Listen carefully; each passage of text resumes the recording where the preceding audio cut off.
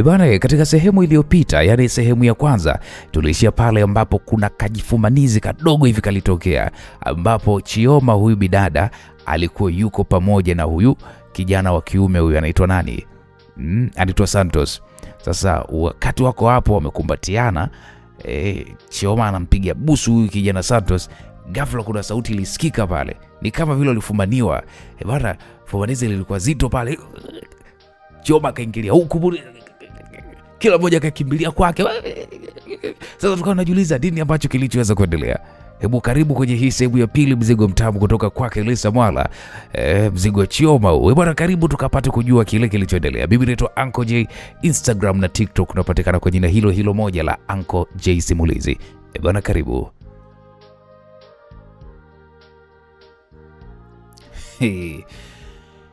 Bwana, tulishtuka mno. Tulishtuka sana. Chioma alitoka mbio. Mimi nilishindwa kabisa hata kukimbia. Nilijua kabisa mwalimu ndiye katukuta sasa. Na shule hii ukikamatwa tuna jambo la kimapenzi, basi ndio shule huna. Nitamwambia nini mimi mama yangu? Ili ndani muda mchache ndio nilikuwa na mawazo sijui mawazo 1000. Mara nikasikia pale kicheko. Kutizama vizuri, alikuwa Thomas. Ndiye alikuwa ametokea kule kwenye giza. Kwanza nilishusha pumzi. Hata mwenyewe sasa nikaa nacheka. Nikasema mwana mshenzi sana mwanangu. Unajua unataka kuniua ujue. Thomas akasema mwanangu, tuondoke ile eneo mwanangu. Mwalongo hapa anapita kukagua na nimemwona kule na bichwa lake lile, nimekushtua mwanangu, ushtuke mwanangu. Vipi moyo unataka kuchomoka nini? Nikamwambia mwanangu, nafikiri moyo tu mwanangu. Hapa nilishaloesha mpaka suruali mwanangu. Nabii sasa hapa nikabadilisha suruali. Ila Tom alicheka vibaya mno. Huku akawa anataka kunishika suruali ili aone kama kweli nilikuwa nimelibwanda. Nikamwambia hebu achana na mimi mwanangu na kuzingua watoto wenzetu.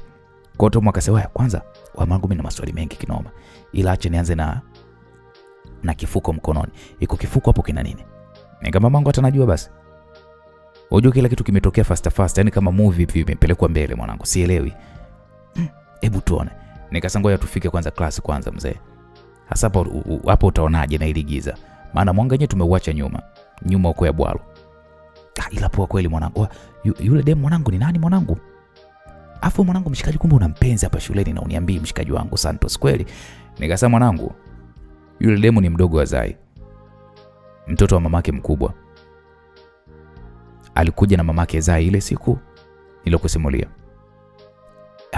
Ulinisimulia yote, ila ukaacha wewe demu mwanangu. We mbaya kweli ujue. Amna mwanangu, unajua sikuwahi kuwa na chochote naye. Ila kazuri. Asa leo ndo nimeitwa na yule dogo wa kidato cha 3. Sulu kwepo. Dogo sasa ndo kaja pale. Kaja kunikutanisha na huyu manzi. Na mamake alishasema atahamia hapa. Nadhani sasa naona tayari kashahamia. Sasa mbona kama jambo hili umelifanya mapema sana Santos? Kama kweli sio demu wako, mbona mko mnapiga mpaka mabusu? Hapo Thomas ikabidi nimsimulie sasa jinsi ilivyokuwa. Thomas akasema, kwa kademu mbona kako faster sana mwanangu? Vipi? Yaani hujakatongoza, kamekuja kazima. Mimi mwenyewe ndo nimeshangaa mwanangu. Unajua mpaka nimeogopa. Ende mkajirahisisha kweli. Kwa sasa unafanyaje? Sikiliza Tom. Unajua hali yangu na mamake amekuwa ni mwema sana kwangu. Kusema ule kweli, nianze kufanya hivyo vitu. Naona kabisa sio poa ndugu yangu. Na haka kademu kenyewe hakana tauoga ujue. Sikiliza Santos. We kama vipi kapotezee tu. Kaa nako mbali mwanangu. Unajua utamuua mamako kwa pressure. Sawa mwanangu, haina noma, nitafanya hivyo. Basi tulifika karibu kabisa na darasani, tukafungua pale kile kifuko. Kilikuwa kina wali na nyama. Nyama zilikuwa zimeungwa vizuri. Tom akasema, mwanangu, hapa tujifiche sehemu kwanza tule, alafu ndo tukapige msuli tukasome. Na leo mwanangu tutoboe, au unaonaje tupige mpaka asubuhi? Nikasema vile mitihani inakaribia, tukeshe tu amna noma. Basi tukaenda tukajificha, tukala ule wali. Na kisha ndo tukaingia zetu darasani. Tulianza kusoma mida ya saa 4 kasoro hivi. Alikuja dogo Nas, Yule aliyekuja kuniita akasema bro, na ujumbe wako. Nikasema mimi nasoma bwana, hebu nenda zako bwana. Huu ujumbe utausoma basi pia. Akaniwekea pale kile kikaratasi kwenye daftari yangu, kisha huyu akatoka mbio mbio. Kawaida ya shule yetu wasichana na wavulana tunasoma vyumba tofauti usiku, hatuchangamani. Tom akachukua kile kikaratasi akakifungua. Akasema oya, ona mwanangu. Hapo Tom akanionyesha. Kilikuwa ni kiujumbe, kina mwandiko mzuri sana. Ni barua, tena kwenye karatasi kulikuwa kumechorwa moyo. Ule moyo ulikuwa una mkuki kabisa katikati. Tom akasoma ule ujumbe uliokuwa umeandikwa, akacheka vibaya mno. Akasema mwanangu, haudem kakuzimikia mwanangu, kakuzimikia vibaya mno. Wadem kajimaliza huko mwanangu. Nikasema kwanza tuone. Sasa nikiwa nataka kuchukua ile barua, aliingia pale mwalimu Malongo. Tom akaificha haraka ile barua. Malongo akasema nyie wapumbavu, hapo mnasoma au mnaongea? Mnapiga story? Tom akasema teacher, nilikuwa namuuliza maswali Santos ndo alikuwa ananielekeza. Teacher Malongo akasema nimeona umeficha kitu. Nini umeficha hapo? Tom akatoa karatasi. Mimi nilishtuka. Teacher akachukua ile karatasi haraka mno. Mimi nikamtizama Tom. Hivi Tom yuko serious kweli huyu? Sasa anafanya nini sasa? Tom akanikonyeza. Teacher akafungua ile karatasi akasema swali lipi hapa? Swali lipi hapo ulikuwa unauliza? Tom akasema la pili teacher. Hebu nipe majibu. Tom akaanza kumuelezea pale. Teacher akaona kashindwa kutukamata, akasema sasa kwa nini ulikuwa unaficha karatasi? Tom akasema nilikuwa naliweka tu teacher. Nilipanga kesho nimpe Santos naye afanye bila kujua, ndio haya maswali. Sasa nataka mjue kitu kimoja. Huu ni muda wa kujisomea, sio majadiliano. Fuateni sheria za shule. Tukasema sawa mwalimu. Basi akazunguka pale akaondoka zake Teacher Malongo. Mnoko kinoma huyu teacher. Tom akasema wewe, huyu teacher mimi simpendi mwanangu. Sijui ana shida gani kwa mwanangu. Yaani kwake akai muda wote yuko shuleni. Sijui anatafuta cheo au sijui nini. Sasa Tom alipozungumzia hivyo mimi nikacheka tu. Tulisoma mpaka muda wa prepo ulipoweza kuisha, watu wengine wakaondoka pale, sisi tukabaki kujisomea.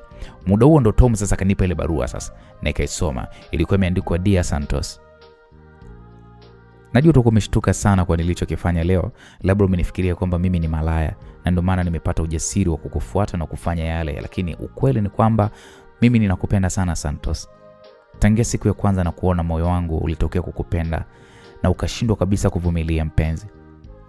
Sijali wewe utanifikiriaje, lakini tu naomba ujue kwamba mwenzako anateseka na penzi lako sana. Kila nikuonapo moyo wangu unashtuka sana. Japo wewe hata hujawahi kuniona na huwa huniangalii, lakini naomba sana uwe mpenzi wangu kabla sijawa maiti, maana siwezi kuishi bila penzi lako. Na mimi sijawahi kuona mwanaume yeyote maishani mwangu. Nakupenda wewe na nataka wewe ndio unionyeshe ulimwengu wa mapenzi. Santos, naomba nipe jibu basi liwe zuri, maana moyo wangu hauwezi kupokea jibu baya. Nitakufa, mtanizika. Nakupenda sana. Mimi Chioma. Hii message iliniingia. Mtoto anasema hajawahi kuona mwanaume na anataka mimi ndio mwanaume wake wa kwanza. Hajui hata mimi kwamba sijawahi kuona mwanamke kabisa. Sijui hata inakuaje. Japo nikiwa na wanafunzi wenzangu wa kiume huwa tunasimuliana. Maana wengine walishaanza hayo mambo zamani wakiwa wako shule msingi. Hata mimi kuna binti nilimpenda ambaye ni mmoja tu, ambaye baba yake ndo alinifukuzia ile siku ile na mapanga nusura kidogo tu aniue. Wakati hata kupewa tu jibu lenye sikuwahi kupewa. Moyo wangu uliingiwa na shauku sana ya kutaka kuwa na Chioma kusema ule kweli. Lakini nikikumbuka mama yangu, shauku ya kuwa na Chioma inanishuka kabisa. Tom akasema wewe, umeona mtoto alivyojimaliza? Alafu huyo mtoto huyo ni bikra huyo anasema. Sasa usoma hapa amesema na usichana wake. Vipi mwanangu unafikiria nini? Nikasema wewe Tom acha kwanza nisome mwanangu. Acha nisome kwa amani. Hili lisije likanitoa mimi kwenye ramani.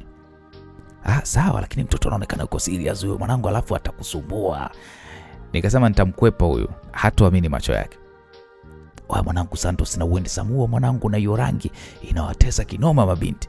Mimi naonaga tu unavujirusha kwako mademu, alafu unajifanya kama vile uwaoni wala nini. Wanakutizama na kwa urefu fulani hivi, una sura kama mamako. Mwanangu wameisha. unajua mwanangu wewe jamani handsome kama Uncle Jay masimulizi.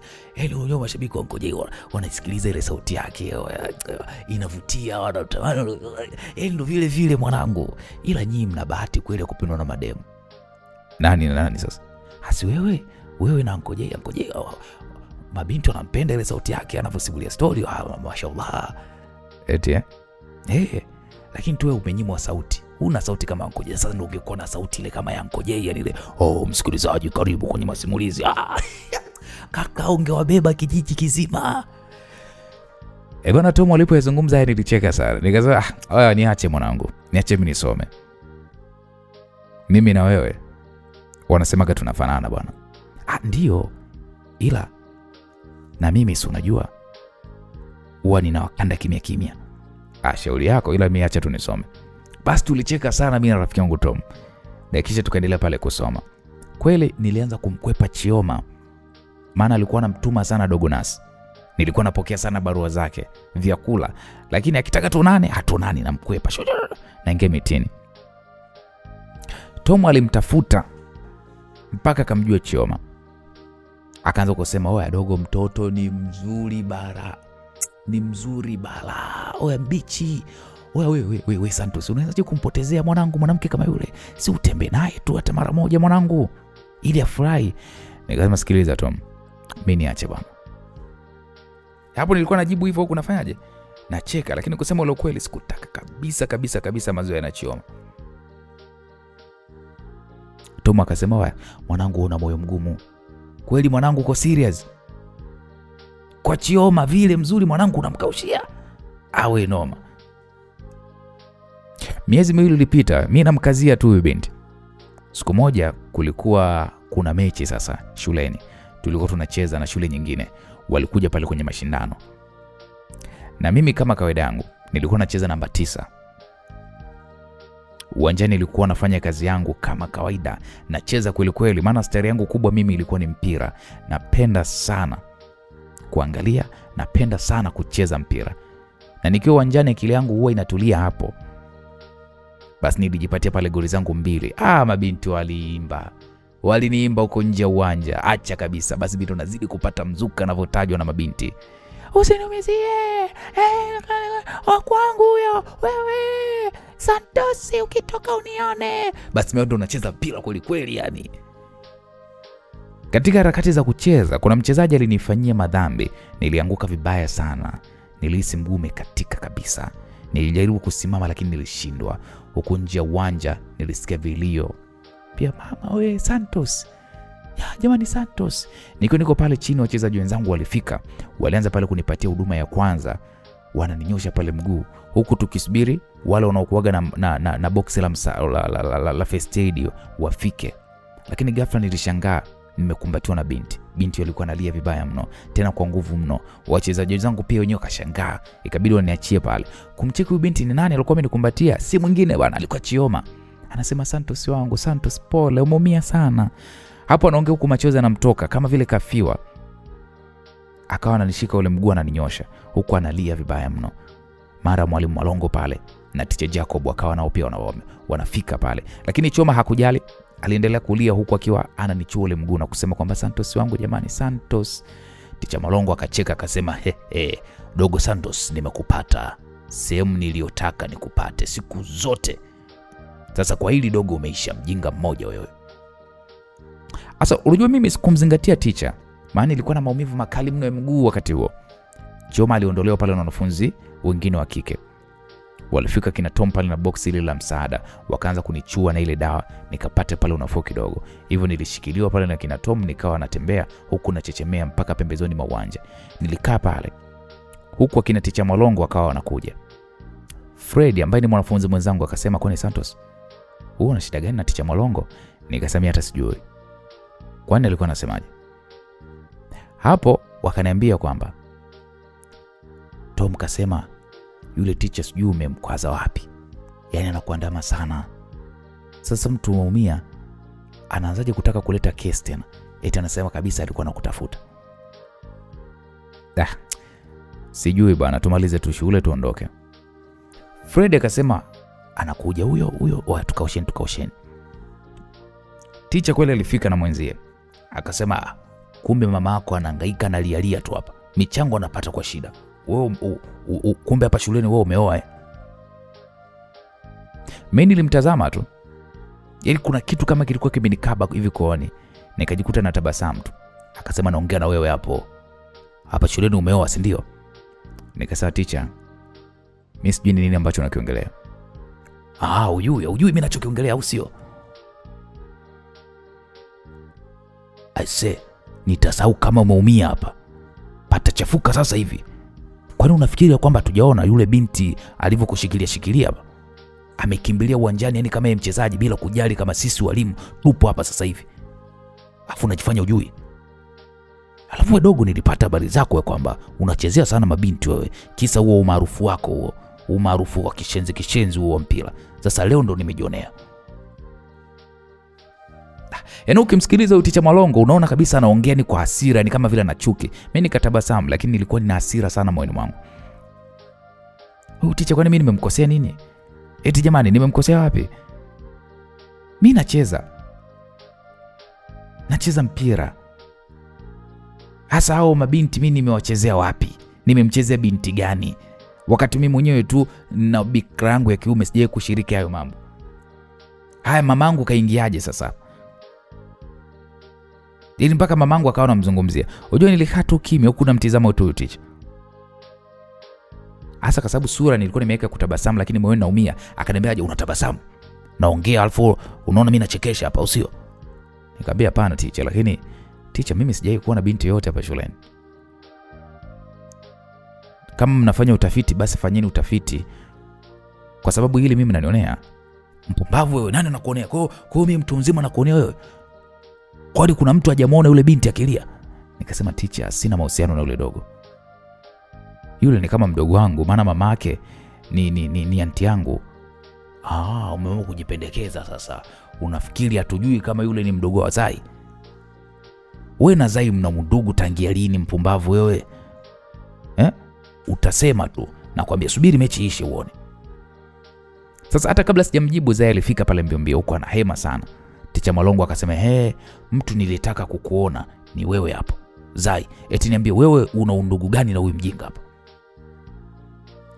Zai akasema, ndio, babake ni anko wangu. Vipi Santos, unaendeleaje? Maana nilikuwa napiga kule story ndo nikaambiwa umeumia sana uwanjani. Msikilizaji, unajua hapo mimi nilishangaa sana. Zai amekuja mbio kunitetea. Maana japo mama yake alikuwa ni mwema sana kwangu, mimi na yeye ilikuwa ni salamu tu.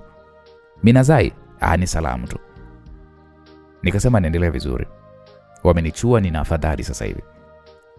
Hasa hapo Teacher Mwalongo akasema, una deka wewe mtoto wa kiume wewe. Mguu umeshapona huo. Oya, nilikaa kimya. Nikatu kimya. Teacher Mwalongo akasema, sasa mbona nilikuwa sijui kama Zai una undugu na huyu? Zai akasema, ni mengi tu huyajui teacher. Na hakujawahi kuwa na kipengele katika fomu ya kujiunga na shule kinachosema tuorodheshe ndugu wote wa ukoo mzima. Hapo Zai aliongea kwa kiujeuri kidogo na kisha akaondoka zake. Mimi na Tom tulibaki tunatazamana tu. Teacher akachekesha akasema, Zai bwana, najua umechanganyikiwa ndugu yako kaumia hapa. Hapo sasa sisi tukajua teacher alikuwa anazugazuga tu. Limemshuka shuu. Mara teacher huyo akaondoka zake na mwenzake. Sisi tukabaki tunacheka kweli kweli. Tom akasema, oya Zai kajua kuwa so leo. Oya so poa. Nikasema ni Mungu tu mwanangu. Ni Mungu tu ananitendea. Mungu anajua kwamba mimi sina hatia kabisa kwenye hilo. Tom akaniambia, ila Chioma mwanangu yule anakupenda sana yule dogo. Subiri nimalize shule tu. Fred akasema, oya, unajua mwanangu kila mtu saizi hivi kajua. Kale kabinti kamekuja ni kazuri, kanatikisa ile mbaya hapa shuleni. Vijana kibao mwanangu anamria mingo. Mimi nikacheka nikasema hawamchukue tu. Tom alicheka. Basi tuliangalia ile mechi huku mimi hapo nikiwa ninamwaza sana Chioma. Sikupenda kabisa kile alichokuwa amekifanya, maana alitaka kuniribia mimi hapa shuleni kusema ukweli. Kwa hiyo nilipania baada ya mechi nimtafute, nimgombeze, nimchimbe mkwara akae mbali na maisha yangu. Mpira uliisha. Muda huo mimi nilikuwa nimenyosha mguu na kanyaga mimi mwenyewe chini. Japo nachechemea. Kwa nikaongozana na Tom, japo njiani wanafunzi wengi walikuwa wakinipa hongera ya kufunga magoli, lakini pia wengine walikuwa wananipa pole ya kuumia. Miongoni mwao walikuwepo mabinti pia wakinipatia pole. Nikawa napokea zile pole huku natembea. Nikamwona rafiki yake na Chioma anatupita hivi. Nikamuita, alikuwa anaitwa Tima. Nikamwambia Tima, akaitika pale akasimama. Nikamwambia rafiki yako yuko wapi? Mimi sijui, na mimi ndo namtafuta. Nikamwambia mwambie kabisa kabla hajaondoka hakikisha ananiona. Okay sawa. Tima alijibu kwa kawa na tabasamu. Inaonyesha kabisa anajua ujinga wa rafiki yake. Hivyo alijua labda kwamba mimi nimeshaingia kwenye laini zao. Nikamwambia ndo hilo tu Tima, unaweza tu kaendelea na mambo yako. Okay sawa. Basi Tima pale akawa anaondoka huko akawa anakimbia. Tom akasema wewe mwanangu, umeguswa na nini na tukio, unataka muyajenge nini na mkeo? Nikasema wewe kwanza sio mke wangu yule. Alafu ungejua kama yani ungejua jinsi gani kanikera. Hujui tu. Hivi kwa kila alichokitenda leo, hujui kama alitaka kuniharibia? Nataka nionane naye, nimpe makavu yake live. Sitaki kabisa mazoea yake ya kipumbavu. Wewe mwenyewe unaona mwanangu, bila Zai leo mimi ningekuwa kwenye hali gani? Mamangu angeitwa hapa kwa sababu ya huu ujinga. Mimi ningefanya nini sasa? Ningemwambia nini mamangu? Sasa navomkalia hivi kimya, anajiona kama vile kanipata. Leo atanikoma. Labda tu nisionana naye mimi nakwambia. Hivi Santos, ina maana kwamba wewe umpendi kabisa yule dogo? Na ule uzuri mwanangu? Na dem bado bikra yule, yani umtaki kabisa? Tomwe, mimi yote hayo siyawazi kwa sasa. Sijui unanielewa. Hali yangu Tom wewe unaijua mwanangu. Na hata kama nikiwa naye nitampatia nini huyo mimi? Nitampatia nini huyo Chioma? Na hisia za mapenzi kwa hali ya maisha yangu hii mimi zinakujaje ndugu yangu? Hisia za mapenzi zinakuja ukiwa na raha, ukiwa na hela. Hebu kawauliza mashabiki wa Ngojei kama wana hisia za mapenzi. Wao muda wote na masimulizi tu, hata hisia za mapenzi hawana. Matendo ya mandoa na nyimana huko kwenye ndoa zao. Kisa tu simulizi za Ngojei. Yaani hawana kabisa hisia. Haya, na mimi hizo hisia nazitolea wapi ndugu yangu? Sina hata hela, hata 100 sina. Hisia zinakujaje? Mimi nataka nimchane makavu life, akae mbali na mimi kabisa. Tom, wewe nielewe mshikaji wangu. Naomba unielewe Tom.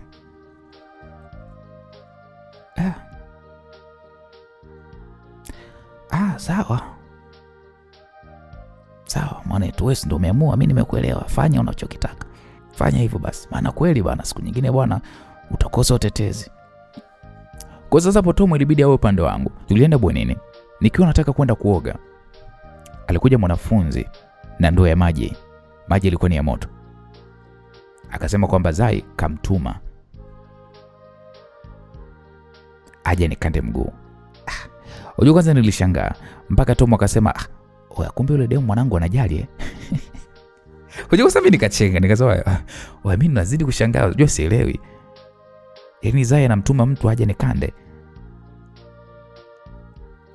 Nikamwambia hebu nipatie maji atanikanda Tom. Basi kweli Tom alinikanda pale mguu. Nikaoga pale maji moto, nikavaa huku nikiwa ninasubiri ujumbe wa Chioma sasa.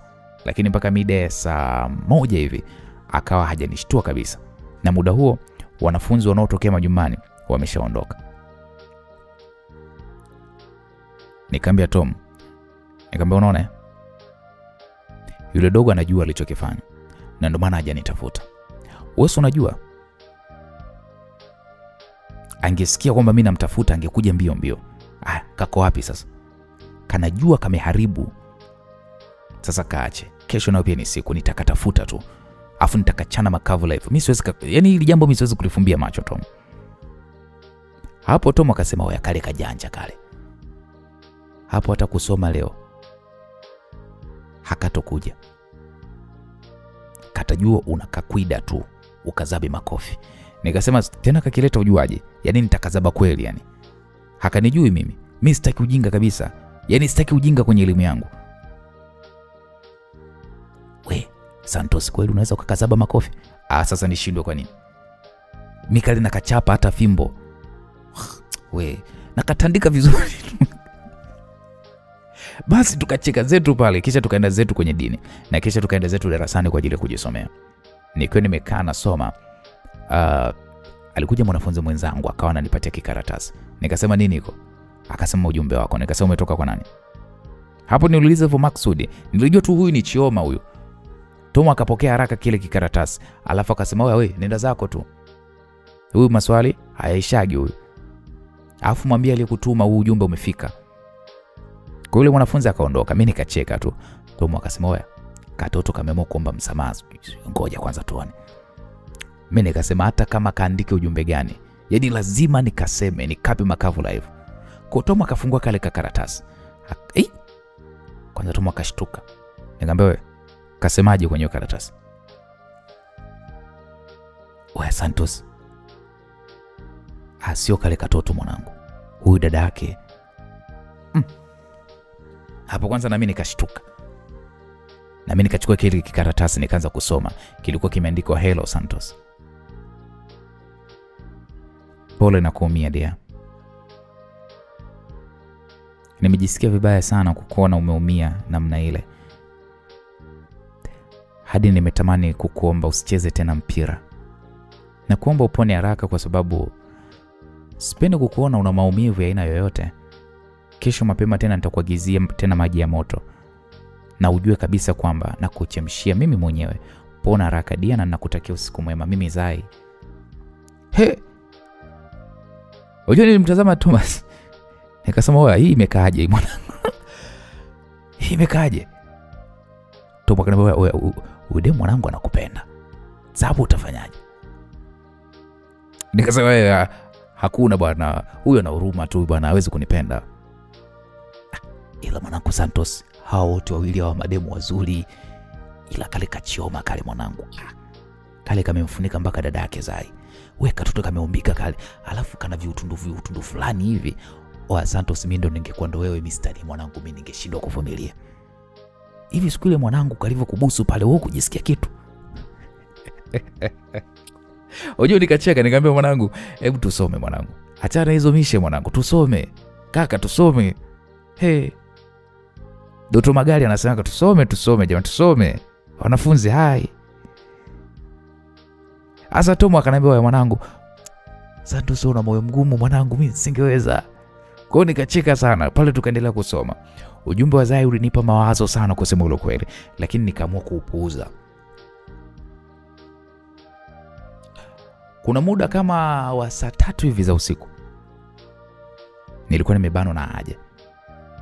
Nikamwaga pale Tom ya kwamba bwana mimi naenda toilet. Nikaenda zangu vizuri tu.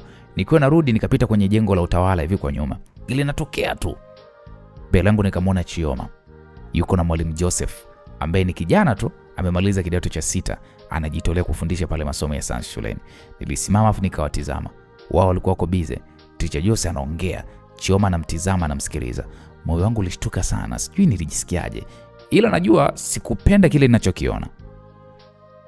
Mara nikaona tu Teacher Joseph pale anashika mkono wa Chioma anausogeza mdomoni mwake. Akaubusu. Chioma alikuwa anamtizama tu. Yaani Chioma katulia tu mpumbavu huyu. Moyo wangu ulifanya pa. Niliumia sana, yaani nilikuta natembea kwa kasi kuwasogelea. Kikweli nilihisi hasira.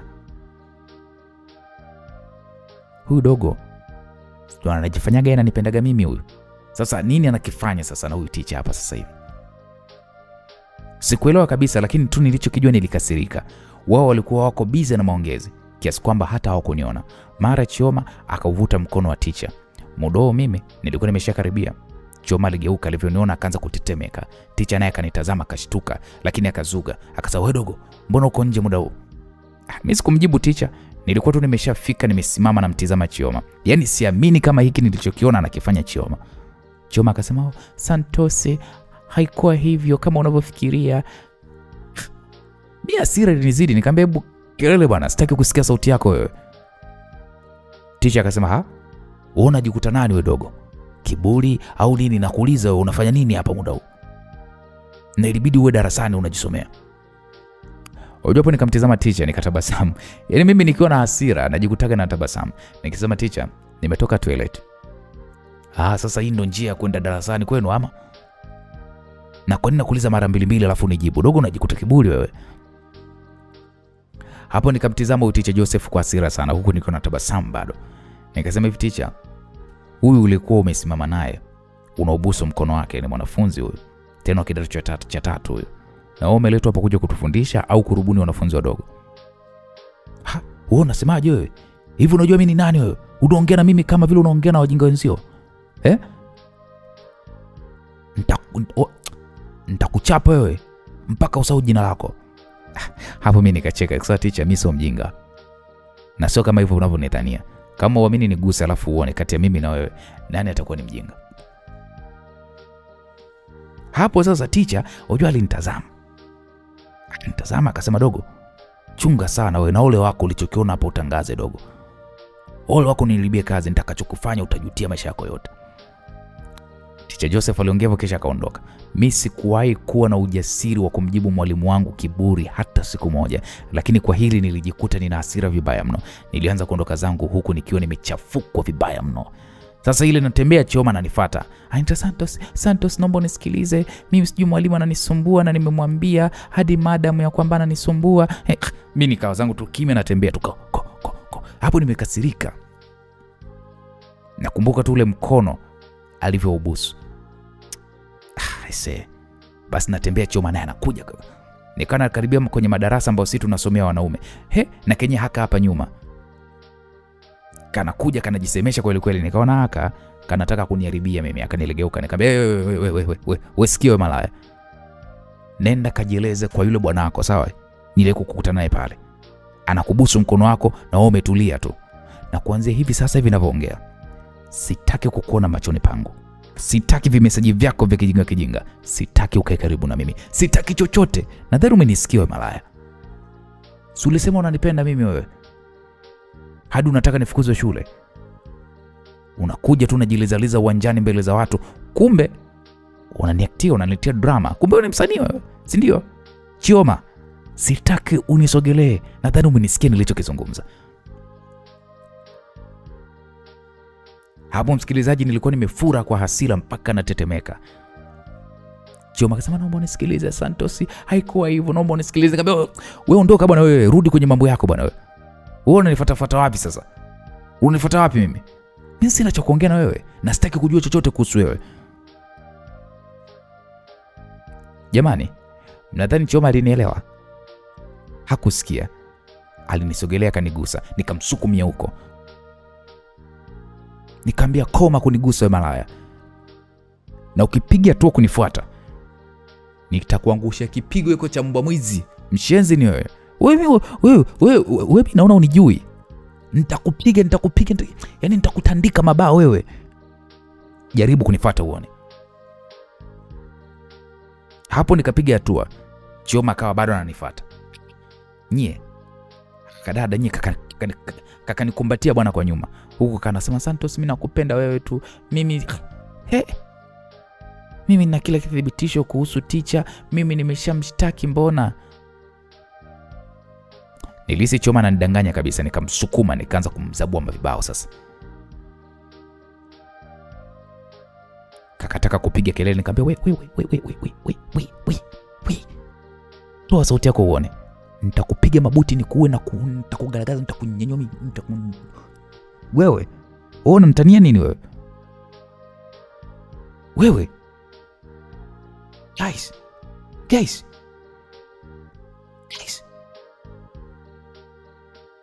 Hapo msikilizaji kanakula vibao vya uso. Hadi kanalia.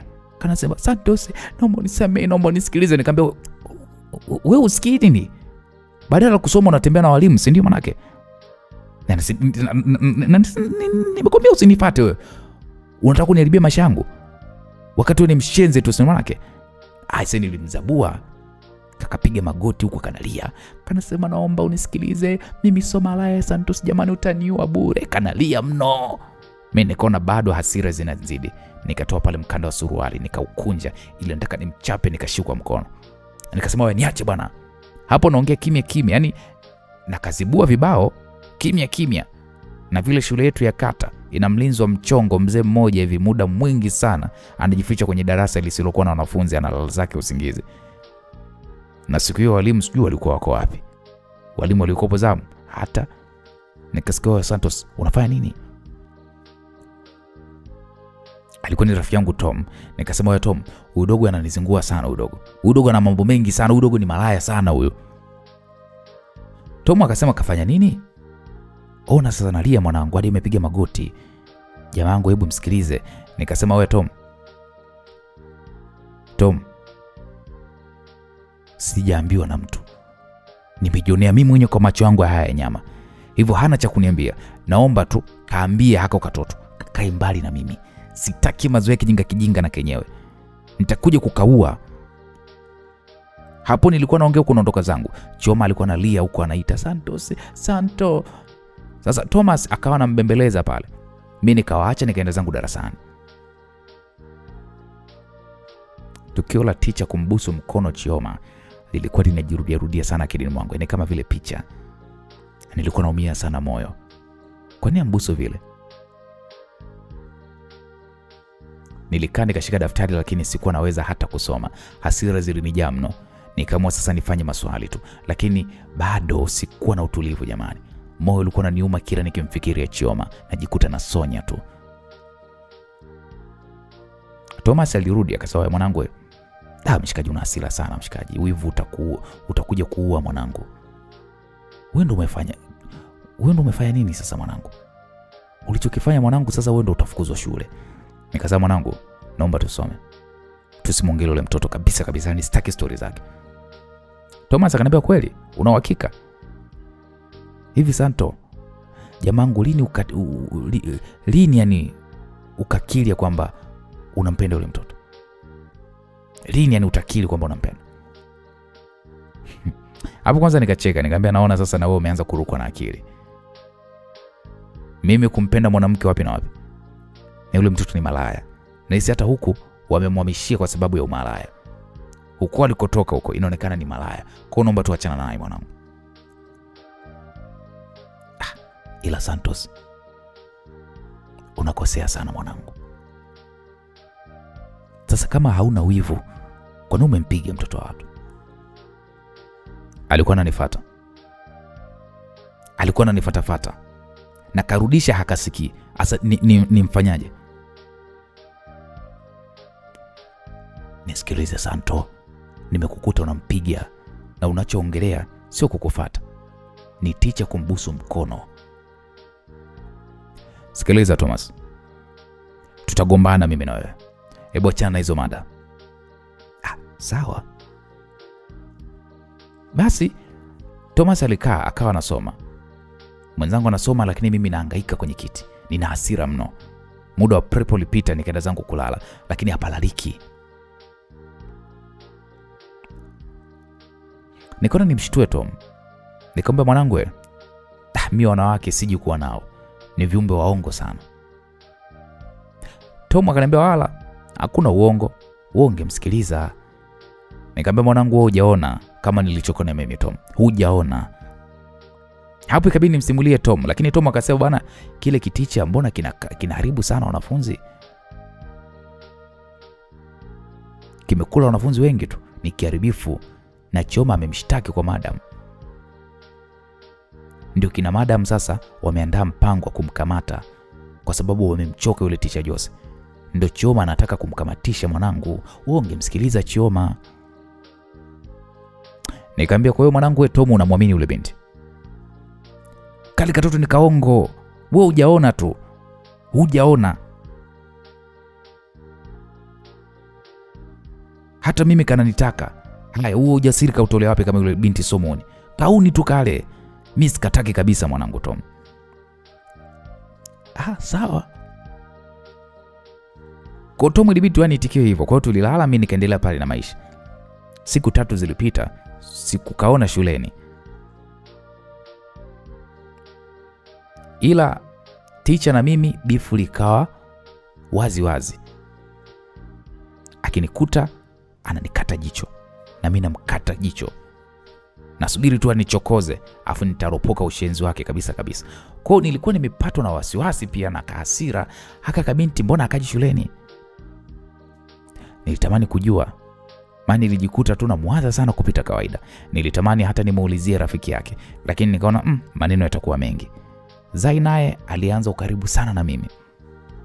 alikuwa anakuja mara nyingi tu eti nisome naye, maana darasani yuko nyuma anafeli kimasomo.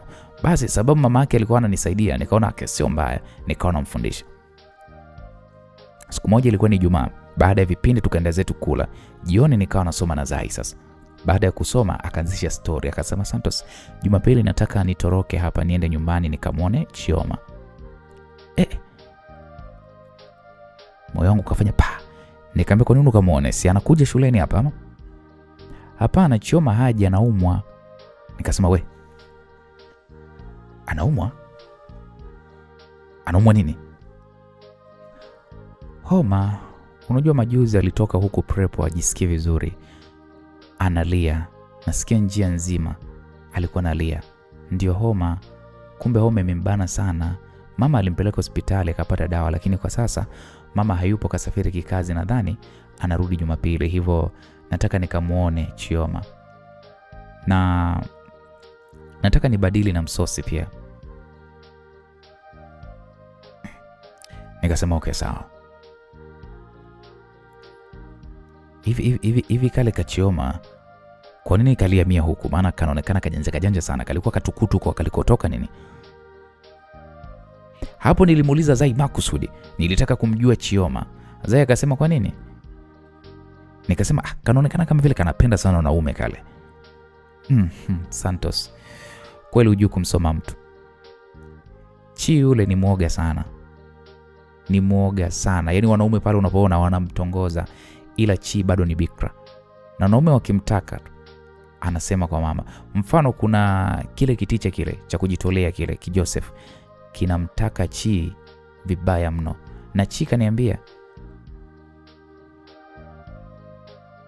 mimi, na hapo tukaenda kumwambia madam, na sasa hivi unaambiwa kuna mpango wanataka kumkamata yule mwalimu Joseph, maana kazidi kuchafua wanafunzi. Kiukweli mimi kusikia hivyo moyo wangu ulinifarijika sana. Nilijisikia nafuu huku nikiwa nina mawazo jinsi nilivyokuwa nimempiga yule mtoto. Nikasema kweli Akasema ndio. Huku aliemea sababu ya matatizo ya kifamilia. Unajua baba yake yule alivyofariki, mama yake alinyang'anywa kila kitu na ndugu wa mume. Kwa akabaki tu anaishi kwenye vibanda vya sokoni. Ili kunusuru familia, kwa akaamua kuolewa na mzee mmoja, huku angalau sasa watoto wake 3 wapate pa kuishi. Lakini baada tu ya kuolewa, mume alimpeleka mashambani huko kusimamia mashamba makubwa. Akaenda huko nyuma, yule baba akawafukuza kina Chioma. Wakawa watoto wa mitaani kabisa wanalala masokoni au kwenye mitalo. Usimone vile Chi, unajua ameteseka sana. Na kipindi hiko mama alikuwa yuko nje. Alivorudi ndo kusikizwa habari, akawatafuta na akakaa kikao na ndugu wengine, ndo akagawana watoto. Hivyo Chi kapitia wakati mgumu sana, na usimone vile. Msikilizaji wewe lazimini. Yaani nilivyosikia tu hiyo story ya Chioma, moyo wangu uliniuma sana. Nilikumbuka maisha yangu mimi, japo sikufikia kulala mitaani, lakini huyu Chi anastahili upendo kabisa, ameteseka kama mimi. Sasa nilikaonia sana huruma kale kabinti. Nikakumbuka nilivyompiga. Moyo uliniuma. Nikasema kwa hiyo nyumbani amebaki na nani? Kuna dada huwa mama anamwacha akisafiri, ndo anamtizama. Na okay sawa. Hapo Zai alinisimulia mengi sana. Nikawa namsikiliza, lakini akili yangu ilishahama sasa. Nilitamani sana kumuona Chioma. Nikaona kwa nini nisiende kwao. Nikamwaga Zai ya kwamba bwana mimi tumbo linaniuma. Nikatoka nikaenda bwenini. Nikamkuta pale Tom kalala. Nikamwazima buku akanipatia. Nikamwambia sikiliza, mimi natoka mara moja naenda nyumbani. Hakikisha sigunduliki. Thomas akasema sawa. Kwa nilitoka na ile 1000, nikanunua pale juisi ya shilingi 500 na biskuti, nikaenda mpaka kwa kina Zai, maana nilielekezwaga. Ila nilipofika maeneo hayo nikaulizia, nikaoneshwa kulikuwa kuna gate. Hapo mida ya saa 12 kigiza bado. Nikiwa napiga hesabu sasa nafanyaje? Nikaona gate pale linafunguliwa. Alitoka dada mmoja hivi, mara pikipiki kaja ikamchukua. Nikaisi ndio yule dada. Hivyo nikaenda sasa pale getini nikagonga. Nikasikia karibu. Ilikuwa ni sauti ya Chioma. Nikatulia pale. Chioma alikuja akafungua gate. Alivyoniona tu alishtuka. Chioma alianza kutetemeka. Kasimama tu hasemi kitu. Nikasema mbona hunikaribishi mgeni, nimekuja. Chioma aliniangalia kwa uoga na kisha akasema samahani, karibu ndani. Kweli nikaingia ndani, akafunga geti. Nilikatizama, kalivaa kigauni fulani vichepesi kimemchora basi lishepu kifuani kifuani saa 6. Nikamwambia uko na nani?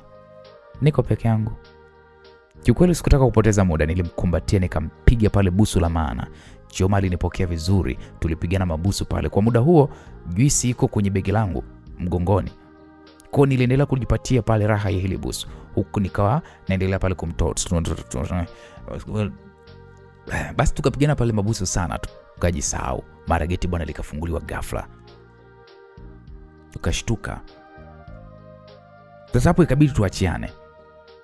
Na kilikuwa ni kitendo cha ghafla mno. Tukaachiana huku nikiwa ninaogopa vibaya mno. Mimi sijakoma mimi. Nilishakufukuzwa na mapanga kama mwizi. Kisa tu binti. Na leo nimerudia yale yale. Sasa leo si mimi nauawa mimi jamani. Mungu nisaidie. Niliwaza mno huku nikiwa natizama ukuta wapi pa kurukia ili niweze kukimbia. Nikiwa nawaza, mara kakaingia katoto kadogo. Chioma akasema, "Wewe Ted, umekuja na nani?" Kale katoto kakageuka nyuma. Muda huo akawa anaingia binti wa kama miaka 10 hivi. Chioma akasema, "Sasa wewe Rosa, ndio unaingia ndani kwa watu bila hata hodi? Ndio adabu hiyo mmefundishwa kwenu hiyo?" Yule binti akasema, "Nilijua mko ndani, nikigonga huwa msikii." Chioma akasema, "Wewe unagonga bana, sio unaingia tu sawa?" Akasema, "Sawa." Chi akasema, unasemaje?" Kale kabinti kakasema, "Mama amenituma, anaomba mkaa kidogo. Yule anayetuleteaga hajaleta bado mpaka muda huu tunamsubiri." Chi akasema, "Haya nifuate." Hapo Chioma akanitazama na mimi, akasema, "Karibu ndani." Nikasema asante. Huko bado nikiwa nimesimama tu. Unajua niliogopa. Nilimwogopa huyu binti wa jirani huyu, asije karibu mambo. Chi ilibidi anishike mkono, akawa ananiongoza ndani. Tuliingia ndani hadi sebuleni. Chioma akampatia yule binti mkaa akaondoka. Chioma akaja sasa sebuleni, akakaa pembeni yangu akanitazama kwa aibu. Huko akawa anatafuna tu kidole. Nilimtizama huyu binti, aise ni mzuri mno. Nikasema, "Yule dada yako anarudi saa ngapi asije kanikuta hapa Chioma?" Chioma akasema, "Yule ameenda kupokea mbolea sasa. Hadi azia kike hakikisha zimefika store hapa, itakuwa ni majira ya saa 4 usiku au saa 5. Una uhakika na unachokisema? Ndio. Huwa anaenda. Okay, sawa. Nasikia unaumwa, vipi unaendeleaje? Sababu nimekuona sasa hivi naendelea vizuri.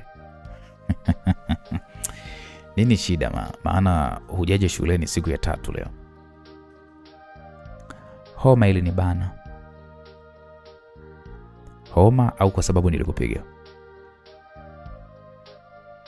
Na stahili kupigwa, hata kama ningekuwa mimi ningekuona. Kwa kile ulichokiona ningekupiga. Wajua nilicheka nikamsogelea nikamkumbatia. Nilijisikia vibaya sana kwa historia yake ya maisha ya tabu. Hapaswi kupigwa huyu. Na alimpiga bila hata kumsikiliza. Nafsi yangu najua ili nihukumu. Nikasema nisamehe sana kwa kukupiga. Sitokuja kurudia tena kipenzi, sawa? Chioma hapo alinyanyua kwanza uso wake huku akitoka na machozi. Basi mimi nilizidi kujisikia vibaya. Nikamwambia nimeomba msamaha sasa. Mbona unalia tena mpenzi? Nimefurahi sana. Siamini kama uko hapa muda huu na mimi na unaniita mpenzi Santos. Santos, mimi nakupenda sana mwenzio. Hapo nikambusu kisha nikamsikiliza, nakupenda pia Chioma. Tangia siku ya kwanza na kuona ulinishika sana moyoni. Ila hali yangu ya maisha ndio inanizia mimi kusema haya. Chioma, mimi ni maskini sana na mamangu ni mjane, anahangaika sana kututafutia na ananitegemea mimi nisome nije kuikomboa familia. Sasa kwanza tena mapenzi naona kama vile nitafeli. Santos, yote hayo mimi nilikuwa naelewa Santos. Na ndio maana nikawa nasubiria, japo nilikuwa najua hunipendi. Nimekuja kujua baada ya wewe kunipiga. Nisamehe kwa kukuumiza. Nimeshakusamehe baby. Na kuhusu yule teacher mimi si... Kabla hajamalizia, nilimzuia kwa kumwekea kidole kwenye midomo yake. Nikasema sitaki kuongelea hilo tena, sawa? Lakini nilitaka ujue, nikamwambia usijali, niko sawa mimi. Mimi nakuangalia wewe kwanza hivi sasa. Jua tu sitaki nione wala kusikia una ukaribu au una mazoea na wanaume Chioma. Nikijua hayo, sijui nitakufanya nini. Ina maana kuanzia sasa hivi mimi ni mpenzi wako? Hapo mimi nikacheka na kisha nikamkumbatia vizuri kabisa. Nikamwambia au wewe hunitaki? No, nataka, nimefurahi. Lakini kuna masharti ya wewe kuwa mpenzi wangu. Masharti? Masharti gani tena? Nataka uwe unasoma sana. Maana siwezi na sipendi kuona mwanamke asiyekuwa na akili. Nataka mwanamke mwenye akili ili tuje kusaidiana kulea familia yetu. Tukiwa tuna kazi yetu nzuri. Kweli Santos? Kwa nikiwa nasoma sana na faulu utakuja kunioa. Muda utaongea. Ila ukifeli jua tuwe kwamba tutaachana. Sawa. Nimekuelewa. Kingine, nataka hayo mahusiano yawe siri sana kwa sababu sisi ni wanafunzi. Sitaki umwambie hata rafiki yako, nadhani umenielewa. Sawa. Mapenzi ni ya mimi na wewe Chioma. Furahie sisi tu, sawa? Sawa, nimekuelewa. Nikisikia umesema kwa mtu, tunaachana. Jamani Santos, nimekuelewa mpenzi. Okay, poa. Hapo Chioma kanibusu alafu akasema nasikia raha sana Santos mpenzi wangu, nakupenda na nitakupenda mpaka siku nakufa. Mimi kusikia vile nilifurahi mno. Kupendwa raha sana. Basi tulipiga sana story. Chioma alienda pale chakula, mzee mzima nikala huku tukiwa tunataniana na haka katoto nyini kazuri. Mara tulishane, mara tupakane michuzi. Yaani mradi michezo tu. Na mida ya saa 2 nilimwaga kwamba lazima niende kujisomea. Akasema natamani ubaki hata ulale hapa. Nikacheka. Nikasema unataka nifukuzwe shule samanake? Unataka mamako aniue akinikuta hapa? Mama harudi mpaka Jumapili. Hapana kipenzi, naomba tuniende. Basi naomba uje kesho tushinde wote unifundishe na hesabu maana zinanishinda sana. Dada yako si atakuwepo? Hapana. Leo kaenda kupokea mbolea. Kesho anaenda shamba huko kusimamia. Kuanzia asubuhi. Hivyo hapa nitashinda peke yangu tu. Naomba uje basi mpenzi wangu. Aliongea huku ananikumbatia tena vizuri tu. Mkono wake mmoja ananipapasa shavu. Ananitazama huku jicho limemlegea vibaya mno. Nakataaje sasa mtoto wa kiume? Mtoto wa kike anaomba kwa namna hii. Nakataaje kwa mfano? Hata mashabiki wa Uncle Jay wanavombembeleza Anko nyangu nyumbani story yangu. Anko anakataje kuleta story? Ndio maana kila siku watu wanawapa story. Wanambembeleza Anko, wanamrembulia famasiali ni mashabiki wa Uncle Jay. Nyie mna balaa. Nasikia mpaka mnalembuaga mnavoomba story. Anko jamani, Anko wewe. Oya nimekaa naye kidogo tu binti lakini nimeenjoy sana. Nimekuwa na amani mno kusema ule kweli. Nina hisia na haka kabinti. Haka Chioma. Nikamwambia okay sawa nitakuja. Chioma alifurahi mno, nikapewa pale busu na mie huyo nikalipokea. Hapo hali ya mjegeje wangu huko askari ilikuwa mbaya vibaya mno. Askari alikuwa la. Nilikuwa na hisia kali vibaya mno lakini sasa nikawa nawaza tu shule pamoja na familia yangu. Nikajikuta tu nakuwa mpole. Nilisimama huku nikiwa nimeweka mikono yangu mfukoni, nikamwambia naomba bana mimi niende baby. Chioma akasema okay, sawa. Kwa pale nilimpa juice pamoja na biskuti zake, alifurahi mno, alinishukuru na kunikumbatia huku akinipiga mabusu yaliyokuwa na idadi usoni. Nilitoka pale akanisindikiza hadi getini. Nikamwambia rudi tu baby. Huko nje sio salama usiku sasa hivi. Akasema okay sawa ila mpenzi na mimi kuna kitu nataka nikuombe. Nikamwambia okay sawa. Naomba punguza ukaribu na wasichana wengine. Mimi nina wivu. Unajua nikacheka nikamwambia limeisha hilo mama. Usinywe mauji kesho baby. Nitakuandalia chakula huku. Nikamwambia okay sawa. Kwa pale nikaanza kurudi shule. Huko niko na furaha sana. Mtoto kanifanya nijisikie raha vibaya mno. Guys. Acheni guys. Hatari. Kwa sasa nilifika pale shuleni. Nikapenya maana shule yetu si hainaga fence. Nikaenda moja kwa moja darasani. Nilimkuta pale rafiki yangu Tom alikuwa anasoma. Sasa Tom alivyoniona akasema wewe jamaa yangu, mbona unashangwe sana? Kwema huko tokako? Nikasema kwema mwanangu. Yaani leo nitasoma mpaka asubuhi. Umepewa hela nini? Nikasema hamna mwanangu. Bimkubwa mbona hana kitu? Sema tu mimi nimefurahi tu tumepiga sana story. Basi vizuri mwanangu. Alafu mwanangu, Jumapili bwana kuna mechi hapa. Mechi ya shule, timu inacheza na kijiji mwanangu. Diwani ananunua magoli. Yaani ukifunga tu goli moja mwanangu 20,000 mwanangu. Unaona mpunga huo? Kesho tupige sana tizi mwanangu. Ufanye maajabu, upige huo mpunga mzee. Nikasema pesa ndefu mzee. Alafu nikiipata hiyo mbona nitaishi vizuri tu. Alafu hapo mzee mimi nitapambana, ila kesho nitapotea. Mida ya saa 4 hivi mwanangu. Home kuna issue fulani hivi ya mambo ya viwanja. Unajua tena viwanja vya mzee, kwa lazima mimi niwepo. Kwa hiyo kama kawaida mwanangu, unitengenezee mazingira. Maana sitaomba ruhusa shuleni. Hapo sasa nilipomwambia hivyo Tom akasema, mwanangu ina shida mwanangu. Japo vile ni issue ya home, kwa nini sasa usiombe tu ruhusa?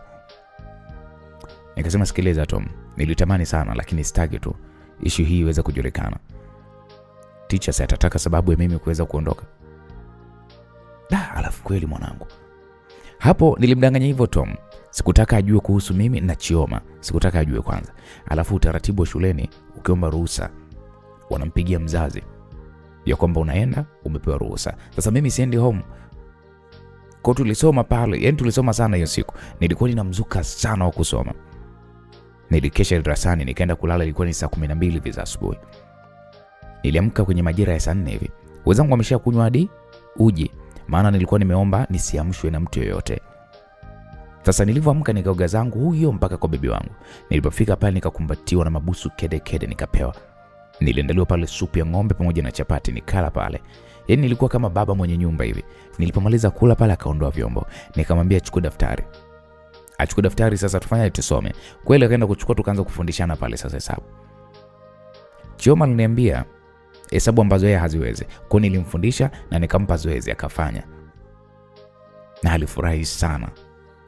Maana na kichwa chepesi na nikamwambia baby, sababu kwa unasoma science kama mimi, basi jua tu kwamba msingi wa science ni hesabu. Kwa ujitahidi kila siku ufanye hesabu kadhaa kabla na baada ya kusoma. Nilipomwambia hivyo Chioma akasema sawa. Nikamwambia kwani unapenda kuwa nani huko mbeleni kwenye maisha yako? Mimi napenda kuwa doctor baby. Niweze kuwasaidia watu. Nikamwambia okay vizuri sana baby wangu. Kwa hiyo tulimaliza kusoma, tukaanza story na kucheza pale. Tunataniana, mara tukimbizane. Yaani ili mradi raha. Chioma alipika chakula kingine cha mchana. Huku nikimsaidia kuweza kusogeza vitu. Tukala. Yaani nilikuwa na furaha mno, asikwambie mtu msikilizaji. Baada ya kula, Chioma akasema twende chumbani kwangu nikalale kidogo najisikia vibaya. Mimi kusikia chumbani tena. Unajua nilisita kidogo. Japo niliamua kuwa na Chioma, lakini sikutaka kufanya naye swala zima la mapenzi. Niliogopa na waona wenzangu walioanza mapenzi wanavyohaha wakikosa kufanya hilo tendo kwa muda. Na wengine wanasahau kabisa masomo na wanawaza masuala hayo tu. Alafu kitu kingine, vipi kama nikimtia mimba huyu binti? Nikamwambia baby lala tu kwenye kochi. Hapana bwana coach mimi linaniumiza Santos, naomba unisindikize. Hapo alikuwa anaongea soka, simama tu. Alikuwa anaongea kwa ananivuta. Kwa mimi nilimfuata, lakini hapo askari wangu alikuwa amesimama mno tayari. Tulifika chumbani, Chioma akapanda kitandani akajilaza, mimi nikakaa tu. Chioma akaniambia njoo lala hapa jirani yangu bwana baby nikulalie kifuani. Unajua nilijikuta bila ubishi nikipanda kweli kitandani. Na kweli kanilalia, nilimkumbatia vizuri huku nikiwa Chioma alivyokuza mkorofi, alianza pale kunipapasa. Akapeleka mkono wake mpaka unajua nilisisimuka kama mtoto wa kiume. Na mimi nikaanza pale kumchokoza. Kwa tukachokozana. Huku tukipigana mabusu. Chisi akaniachia bwana. Akanyanyuka pale akaanza kutoa mavazi yake alikuwa ameyavaa.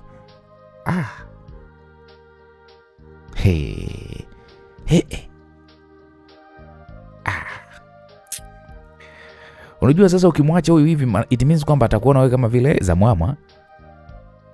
Sisi itakuwa fedhea hii. Lakini nilipokuja kuwaza mambo ya nyumbani, familia nini na nini, nikajikuta askari wangu ananywea. Aliponywea tena nilinywea ghafla tu nikanyanyuka. Chioma akaniambia vipi babe mbona uko hivyo? Mimi nikakota t-shirt langu pale nikavaa. Nikatoka nikaenda sebuleni. Sikuwa na sababu sasa. Nitamjibu nini? Chioma alikuja yuko vile kama alivyozaliwa mbio anasema baby kuna kitu gani? Kitu gani mimi nimekifanya? Mbona umenyoa hivyo ghafla? Nikamwambia hapana baby. Ila tu kuna kitu mimi naomba tunaenda uvae alafu uje nitakwambia. Kweli Chioma karudi chumbani bila hata kusema kitu. Akavaa karudi pale nilipo. Baby niambie. Nikamwambia Chioma, mimi kiukweli nakupenda sana. Sihitaji kukuchezea wala kukuchoka. Nikilala na wewe leo nitakuchoka na nitakuwa nimekuchezea. Naomba tupeane muda tusome. Haya mambo tutafanya tu maadamu upo na mimi nipo. Kumbuka malengo yetu sawa baby. Naomba ukubali kama kweli unanipenda na usiniulize tena. Chioma akanikumbatia akasema nakupenda sana baby. Basi tulishinda pale mpaka jioni ndo nikaondoka nikaenda mazoezini. Nilifanya sana mazoezi na siku iliyofuata nilicheza mpira vizuri sana. Maana Chioma alikuja kuangalia na nikafunga pale goli 2 kwa nikapewa 40. Nilimwagiza mdogo wangu Serena 35 apeleke kwa mama. Kwa mimi nikabaki pale na shilingi 5000. Chioma alijibaiba akaja akanipa pale hongera japo sikukumbatiana naye na akaaga kwamba narudi nyumbani. Nikasema sawa. Jumatatu ilifika kama kawaida tukaendelea na masomo. Niko darasani nilikuja kuitwa na mwanafunzi. Akasema kwamba ninaitwa na mwalimu. Nikauliza mwalimu gani? Akasema kwamba mwalimu wa nidhamu.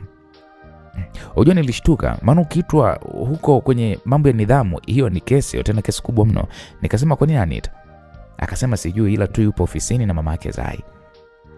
Mimi kusikia kwanza nilishika mikono kichwani. Na huyu ndiye mlezi wa Chioma. Yuko kwenye ofisi ya nidhamu. Nyie. Nimeisha mimi.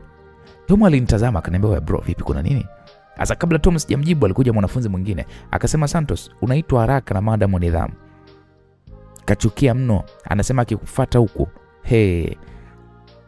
Hakusema ule ukweli niliogopa. Nilijua hapa tayari labda alishamwambia kwamba mimi nimeenda pale kwake. Na labda uenda umemwambia kwamba nina mahusiano na Chioma. Kwa niliogopa mno. Nikanyanyuka pale nikaanza kutoka lakini nilihisi kabisa kwamba nahitaji ushauri. Nikasema Tom, naomba unisindikize. Na Tom bila kubisha akawa ananifuata. Kwa tulitoka nje darasa. Tom akaniambia kuna nini mwanangu? Nikasema Tom, unajua nilitaka nikusimulie issue leo jioni. Hii issue. Lakini sasa mwanangu naomba nikwambie tu sasa hivi. Issue gani tena mzee? Unajua siku hizi mbili nilikuwa nakwambia kwamba niko kwa madha, lakini nilikuwa nakudanganya. Nilikuwa nipo kwa dogo. Sasa nahisi mama yake kaambiwa ndo amekuja na sijui hata sasa mwanangu inakuaje mwanangu. Wewe mwanangu wewe ajabu sana. Kwa kaona nifiche mimi mwanangu. Nikasema sikukuficha. Tutaongea. Lakini sasa hivi nipe mbinu. Sikiliza mwanangu kama kajua kama ulienda, wewe kubali kwamba ulienda. Sema ulienda kumsalimia. Yes aunti yako, lakini kuhusu Chioma kataa. Sema wewe unamchukulia kama mdogo wako hata kama akikupiga. Usije ukakubali kwamba uko kwenye mahusiano na Chioma mwanangu. Utakuja kufukuzwa shule, kumbuka ulipotoka. Na ukikubali tu hiyo ina maana kwamba wewe unafanya mapenzi shuleni. Hivyo mwanangu wewe bisha mpaka the end mzee. Nikasema sawa mna noma mwanangu. Umetisha sana. Kwa sasa hapo nilipata nguvu sasa nikaanza kukimbia kuelekea ofisini. Nilifika ofisini nikamkuta aunti mama Zai alikuwa anaongea na simu pembeni hivi. Mimi hakuniona hata. Mimi nikaingia ndani ya ofisini hapo kwa madamu hapo aliyeniita. Nikapiga magoti na kisha nikamsalimia. Madamu akasema yani wewe mimi natuma kila mwanafunzi akuite alafu huji. Umeanza kiburi siku hizi. Na maana yake Santos. Nikasema samahani madam. Tulikuwa tuna mwalimu darasani. Sasa muda huo aunti maana yake ni kwamba mama Zai naye akawa anaingia. Akasema mbona amepiga magoti mwanangu? Madam akasema ndo alivyo huyu mtoto. Ana heshima sana. Kweli mama yake amejua kulea huyu kijana. Mpaka hapo unapomwona tangia ameanza shule hajawahi kuwa na kosa la nidhamu, japo ni kijana ambaye ni handsome. Hebu simama Santos. Madam aliponiambia hivyo, aunti akasema nafurahi sana kusikia hayo maneno mwanangu Santos. Hizi ni sifa nzuri sana na kila mzazi anatamani kuzisikia juu ya mwanae. Nikasema asante sana aunti, shikamoo. Marahaba, za masomo? Nikasema nzuri tu aunti. Basi nilikuja hapa kuangalia maendeleo yenu wewe na dada zako Chioma na Zai. Nimejionea. Wewe unafanya vizuri sana Santos. Nimefurahi. Nikasema asante sana aunti. Sasa mwanangu nikaona nije nimsalimie madamu wako hapa, maana huyu ni rafiki yangu nimesoma naye. Aunti alipozungumza hivyo kwamba ana urafiki na huyu madamu wa nidhamu, mimi nikaitika tu sawa. Aunti akaendelea hapa kuniambia sasa mwanangu, naomba basi saidia ndugu zako. Ndugu zako wale uwafundishe kweli kweli. Mfano Chioma ana ndoto za kuja kuwa daktari, lakini hesabu za fizikia naona kabisa zinampiga chenga. Kwa nini basi wewe unawafundisha? Sawa mwanangu, na kuomba sana. Nikasema aunti, haina shida. Basi asante mwanangu. Zai ameniambia kwamba wewe ulishaanza kumfundisha na majaribio umefanya vizuri sana, na ndio amesema wewe ni mwalimu mzuri sana. Kwa naomba basi umshike na huyu Chioma, ujue mtoto yule anatakiwa sana kusoma. Nikasema sawa aunti, wala hata usijali kuhusu hilo. Haya basi mimi nimekuletea na matunda, utakula baada ya chakula. Hapo akawa ananipa kifungashio, nikakipokea na kumshukuru. Akasema na hii hapa utakuwa unanunua vitafunio. Nikasema asante sana aunti, mimi pesa ninayo, jana nilicheza mpira nikapewa. Aunti ambaye ni mama Zai akasema hapana Santos, tena naomba uache huo mpira maana ni hatari, ukiumia je? Hebu kama una shida yoyote utamwambia madamu wako hapa, naye atanipigia simu mimi na mimi nitakuja, sawa? Hivyo naomba upokee. Nikasema asante sana aunti. Kwa nilipokea ile pesa na kisha nikaaga nikaenda zangu darasani. Nikiwa niko na furaha. Unajua kwanza hapo sikuamini kama sikuitiwa kesi. Nilishusha kwanza pumzi na kisha nikaingia darasani kibabe mno. Nikamkuta Tom pale, yuko wima. Unajua mpaka kwanza nikacheka. Tom akaniambia mwanangu Santos, imekuaje? Mbona umekuja na vifungashio tena una furaha sana? Kwa kweli nilicheka kibabe sana. Nikamwambia sikiliza mwanangu Tom, mama mkwe amenikabidhi mtoto bwana. Oya, unasemaje? Mbona sikuelewi mwanangu? Nikasema haya ni matunda, hebu kwanza shika. Kweli akapokea kifungashio. Nikamwambia sikiliza, hapa sasa hivi unapoongea ujue kabisa mimi ni mwalimu wa tuition wadogo yule anaitwa Chioma. Toma akacheka akasema usiniambie mwanangu. Hasa Mungu utakuwa unajilia tu kila siku mwanangu. Nikasema Tomo hapana. Yule mtoto elimu ndio msaada wake. Kama mimi nitakuwa namfundisha kweli na kama hakaelewi na vibao nitakuwa namtandika vizuri tu. Hapo Tomo akacheka akasema oya, muda mapumziko utwende kwanza kwenye uji, alafu nataka unipe mkanda mzima mwanangu, uniambie ulivyo katafuna kale katoto mwanangu. Hapo nikacheka tu. Kisha tukatoka. Nilimsimulia ukweli wote Tom. Tom akasema ila mwanangu unazubaa sana. Unajua ngoja, utamkuta mwana si wa kwako mwanangu. Hiyo ngoja yako unaifanya wewe hiyo. Oho, unajua kale kademu kale kila mwanaume hapa anamtaka. Katakusubiria wewe, unadhani katakusubiria mpaka lini mwanangu? Tom nisikilize. Mimi naamini sana katika hatima. Kama kale kademu nika kwangu, basi katanisubiri tu na mimi sina wasiwasi. Ila mwanangu nakapenda sana. Mimi nilishakajua, na ndio maana ile siku ulikasirika sana ulipokuta ticha na kashikashika. Unajua nilitamani hata nimrukie ticha mwenyewe nimrarue ese.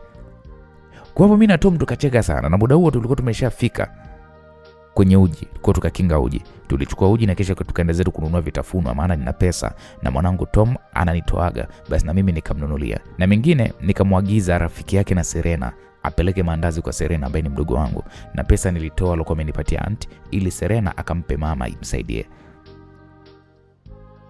Kwa hiyo nilianza rasmi kumfundisha Zai na Chioma. Japo sikuwa na raha sana maana Zai alikuwa na force sana. Basi nikawa nawafundisha wote muda huo moja, kitu ambacho kilikuwa kinaninyima mimi muda wa kuweza kumshika Chioma wangu.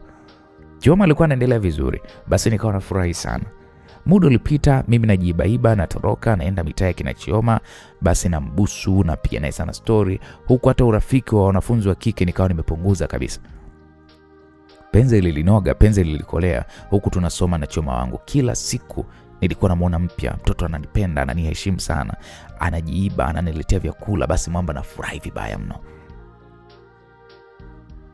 Siku ya graduation iliwadia. Auntie alimpa mama pesa, kwa mimi nikaandaliwa pale keki na msosi. Chioma wangu alinipa zawadi ya prova nzuri sana, na sikujua hata pesa amepata wapi. Muda wa mtihani ulipofika tulifanya mtihani na tukamaliza salama kabisa. Na mimi nilifurahia sana. Kwa tukarudi zetu nyumbani na Tom.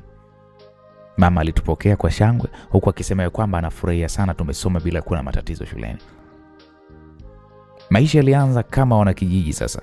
Nipo tu nyumbani, lakini hali ya nyumbani haikuwa nzuri sana. Maisha yalikuwa ni magumu mno. Nikataka nianze kucheza mpira, lakini mama alikuwa ni mkali sana. Hivyo nikaongea na Tom, nikaenda kufanya vibarua tupate pesa huko kwenye mashamba ya mpunga. Tom alikubali akasema sawa, kwa hiyo twende lini kaka? Nikamwambia mwanangu, hata kesho mimi nauli ninayo.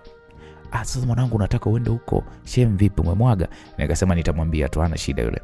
Na atakuwa prupo, maana nitampa tu muda kujisomea. So unajua kwamba anaingia kidato cha 4 sasa hivi. Hivi mwanangu unajua maana ya kuwa na mwanamke lakini? Nikasema ndio najua. Na si ninaye Chioma. Hivi yule ni mwanamke wako au dadako? Sasa Tom aliponiuliza hilo swali, alikuja rafiki yetu mwingine anaitwa Victor. Tumemaliza naye pia. Akasema nyie mnajadili nini? Mbona kama vile Tom unamsema mshikaji kuna nini? Tom akasema, mimi namshangaa huyu mwanangu. Hujua huyu bwana anapanga safari hapa kwenda kutafuta pesa. Alafu anataka kumwacha mwanamke wake. Hata kumgusa hajawahi. Victor akasema, usiniambie. Kwani aje kumgusa Chioma yule muda wote huo? Afu yuko naye tu. Na shule alikuwa anatoroka kwenda kumwona. Hasa alikuwa anaenda kufanya nini sasa? Mimi muda wote wanazungumza Tom na Victor, mimi nilikuwa nacheka tu. Tom akasema, sijui mwanangu, mimi najiuliza sana, anapata wakati mgumu sana. Anasema eti amwache asome wakati kila mwanaume kijijini hapa anamuinda yule demu. Sasa wewe Santos unapata bahati demu kama yule, demu kakuzimikia, afu na lemba mwanangu unazingua. Tom alizungumza sana. Victor naye akasema, unajua nini Tom? Unaweza kuwa unamdharau, kumbe mwana ana shida labda. Wenda labda askari apande mtungi. Anaweza kukaa na manzi kama kale, katoto kabichi, katoto kazuri mwanangu. Alafu hata ukashindwa kupiga mechi, sio kweli bwana. Kana upendo, kana kupenda. Lakini hakunaga upendo wa kusubiriana hata siku moja bwana. Kwa zama hizi ukiondoka mwanangu, watu wanakadandia. Ukirudi unakuta mwana si wa kwako. Mambo ndo hayo mwanangu. Hebu fanya jambo mwanangu. Au mzee kama una shida tuambie, sisi ndo washikaji zako mwanangu ujue. Tuhangaike tukatafutie dawa. Victor aliposema hivyo mimi nikacheka sana. Nikasema wala mimi sina shida kabisa. Ila tu nataka asome, sitaki kumharibia maisha yake. Tom akaniambia kwani ukifanya naye ndio unamharibiaje hayo maisha yake? Mbona wanafunzi kibao tu wanafanya na wako fresh tu. Sasa je, nikitokea nikimpa mimba nitampeleka wapi? Mamangu sendo atakufa kwa pressure. Wewe, hilo mbona linaisha mwanangu? Kuna dawa mimi nitakupa. Nilikuwa nampatia demu wangu Naomi. Kipindi uko shuleni. Nilikuwa nakula muda wote na hakuwahi atakupata mimba. Hiyo dawa mimi alinionyesha bibi. Nikasema wanangu hebu niacheni basi. Kwa pale washikaji waliendelea kunisema, mara Serena akaja. Alikuja kuniita akasema mama anakuita. Kwa nilishukuru sana maana walikuwa wamenikalia koloni sana washikaji. Kwa nilienda nyumbani kumsikiliza mama. Mama alikuwa anataka nimsaidie kujaza maji. Basi nikajaza na kisha nikamwambia bwana kuhusu safari yangu. Mama akasema sawa mwanangu, bora uende huko kuliko kucheza mpira. Nikasema sawa. Nikiwa na mama, Tom alikuja. Alimsalimia mama na kisha akasema safari tufanye baada ya siku 4. Nikasema sawa. Tom akasema mama, kesho naomba Santo anisindikize kwa baba mkubwa nikafate pesa. Kwa hiyo tutalala huko. Mimi nilimtazama Tom afu sikumuelewa maana hakuniambia issue.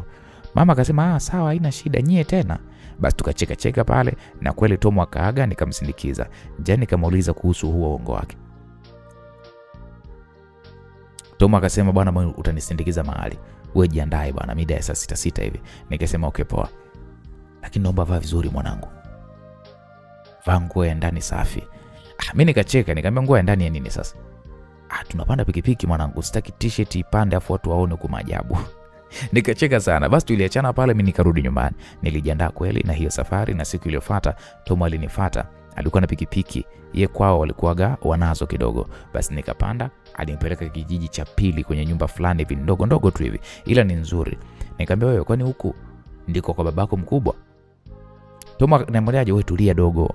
Sasa nikawa sijui nini kinachoendelea. Alifika pale Victor akasema wewe mwanangu Tom, kila kitu kiko sawa. Nikasema wewe yenyewe kuna nini mbona mnanifuruga? Dogo sisi ni washikaji zako. Tumekuandalia kila kitu. Leo utashinda hapa na kulala hapa. Kazi yetu ni kuleta msosi tu. Tunataka uenjoy, uache kutuaibisha. Unajua mimi nikacheka nikasema wewe, unajua mimi siwaelewi wenyewe. Wenyewe akasema kwamba utaendelea tu. Hebu ingia tu ndani. Mimi nikacheka. Wakafungwa pale mlango nikaingia. Ile nimeingia wakafunga mlango kwa nje. Mimi nikacheka nikasema wenyewe, nyie vipi bwana? Nikasikia kabisa pale mlango anafunga na funguo. Tom akasogea dirishani. Akasema hebu sogea hapa. Nikasogea. Akawa anaongea kama vile ananong'ona, akasema wewe mwanangu, usiniibishe. Nakuomba sana, acha ujinga. Mimi nitakuja mida ya saa 1 nikute habari nyingine, sio tena stories ukizingua hapo. Dogo, tafuta rafiki mwingine fala mmoja wewe. Mimi nikacheka kwa sababu sikuelewa. Nikawa nacheka pale, nikasikia Santo baby. Nikashtuka, ile nageuka nyuma namuona Chioma anatokea kwa ndani hivi kama chumbani hivi. Alikuwa amevaa kigauni chake mwenye kifupi fupi hivi. Mungu wangu. Unajua kwanza mpaka nilishangaa. Nilishtuka. Maana sikutegemea kabisa kumkuta Chioma hapa. Nikazuga nikasema naam. Chioma alinisogelea akanikumbatia. Akasema nilifurahi sana ulivyomtuma Tom aje nipatie ujumbe mpenzi. Hapo mimi nikamwambia ulifurahi Ya, nilifurahi sana. Nilikuwa nimekumiss pia. Unajua siku hizi hatupati muda mwingi wa kuweza kuwa pamoja kama wakati ambapo mnasoma. Hapo alikuwa anaongea hivyo, Chioma huko ananivutia ndani. Unajua kwanza nilitazama hii nyumba. Nyumba ilikuwa ni nzuri, lakini ndani hakuna vitu. Na hata hapo nilipofikia ilikuwa ni sebuleni, hakuna viti. Nilimfuata Chioma hadi chumbani. Kulikuwa kuna kitanda tu huko chumbani. Chioma kakaa, lakini mimi bado nilikuwa nimesimama. Chioma akaniambia hujachoka kusimama mpenzi? Kaa hapa tupige story. Hapo nikabidi tu nikae huku nikiwa nawaza, yani kina Tomo wameamua kunifanyia mpango mzito wakati mimi bado sikuwa tayari na huu mpango. Nikasema kwa hiyo ilikuwaje alivyokufuata na Tomo alikwambia nini? Alinisubiri wakati natoka shule njiani. Akasema umemtuma, umesema niage nyumbani vile niwezavyo ili tuonane mimi na wewe. Na nitalala huko. Yaani kwamba nitalala huko. Kwa hiyo nyumbani umeagaje? Nimeaga kwamba naenda kwa rafiki yangu. Na nimesema kwamba mama wa rafiki yangu amepata msiba. Na hata hivyo pia, babe, unajua nyumbani dada Zai yupo. Na mama amesafiri kikazi. Kwa hiyo imekuwa ni rahisi. Ndio sawa. Mpenzi wangu, mbona uongei ni kama vile unaogopa au una mawazo sana? Amna, niko sawa tu mpenzi, niambie. Nakupenda sana Santos. Nasoma sana ili nije kuwa mke bora na mama bora kwa watoto wetu. Hapo mimi nikamtizama Chioma, afu nikatabasamu. Chioma alinikumbatia na kisha tukaanza pale kupena mabuso sasa. Uzuri wake na ulaini wa midomo yake niliyokuwa nikipiga mabusu. Nilipatwa na mzuka. Nilisahau hofu zangu zote. Nilimtoa pale nguo zake zote, mtoto akawa kama Basi nikamlaza pale nikatoa tasarara. Chioma alikuwa ananitazama, lakini uso wake ulibadilika. Ulijawa na wasiwasi sana kwa hiki kitendo nilichokuwa namfanyia. Mimi nikalala ubavu pembeni yake, nikamgeuza naye akalala ubavu, tukawa sasa tunatazamana. Nikamwambia baby, mbona kama vile unaogopa? Sije kufanya hivi Santos. Naogopa tukifanya utaniacha labda. Siwezi kukuacha. Japo jambo moja tu naomba nikuulize. Niulize. Mara yako ya mwisho kuona siku zako ilikuwa ni lini? Nimemaliza juzi. Kwa hiyo leo ni siku salama. Ndiyo. Msikilizaji, hapo sikutaka kuendelea na maongezi. Nikafakamia bwana. Nikafakamia kweli kweli. Hivi vitu bwana mimi nilikuwa navijua kwa sababu tulikuwa tunajadili sana na washikaji. Na kila wakitoka kushiriki huko matendo yao na wapenzi wao tunasimuliana. Kwa tulikuwa tunafundishana. Basi nikaona huu ndo muda sasa mwafaka wa sasa kuonesha kwamba na mimi nipo kati ya wale wamo. Basi hivyo nikapiga pale push up za kutosha. Hivyo fresh, yani mambo yakawa hivyo.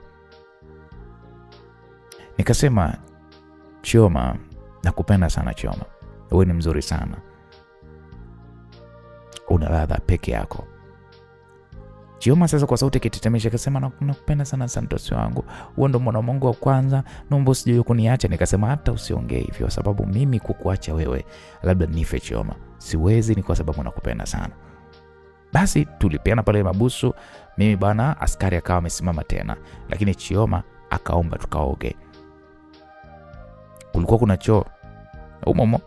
Tukaenda pale kuoga huku tukiwa tunaendeleza hako kama mchezo kwa bafoni. Kwa hiyo tulienjoy sana na kisha tukarudi zetu kitandani. Sikuweza kumwachia Chioma. nikamshikilia upya. Nilikuwa na nguvu mno kusema ule kweli. Basi Chioma naye alikuwa tofauti kabisa na mwanzo. Safari hii alikuwa analia kwa raha kweli kweli, huku naye akiniambia kwamba baby na enjoy sana. Na basi hivyo yeah.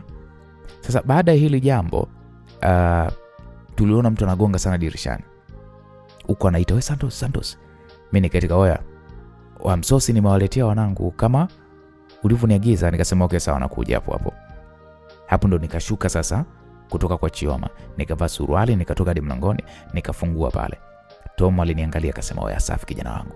Mimi nikacheka, akanipokea mzigo mwanangu, alafu njoo nje. Nikapokea mzigo nikaweka pale chini, kisha nikamfuata huko nje. Nikamwambia Tom, "Unajua Tom ni mtu mbaya sana mwanangu, unalijua hilo."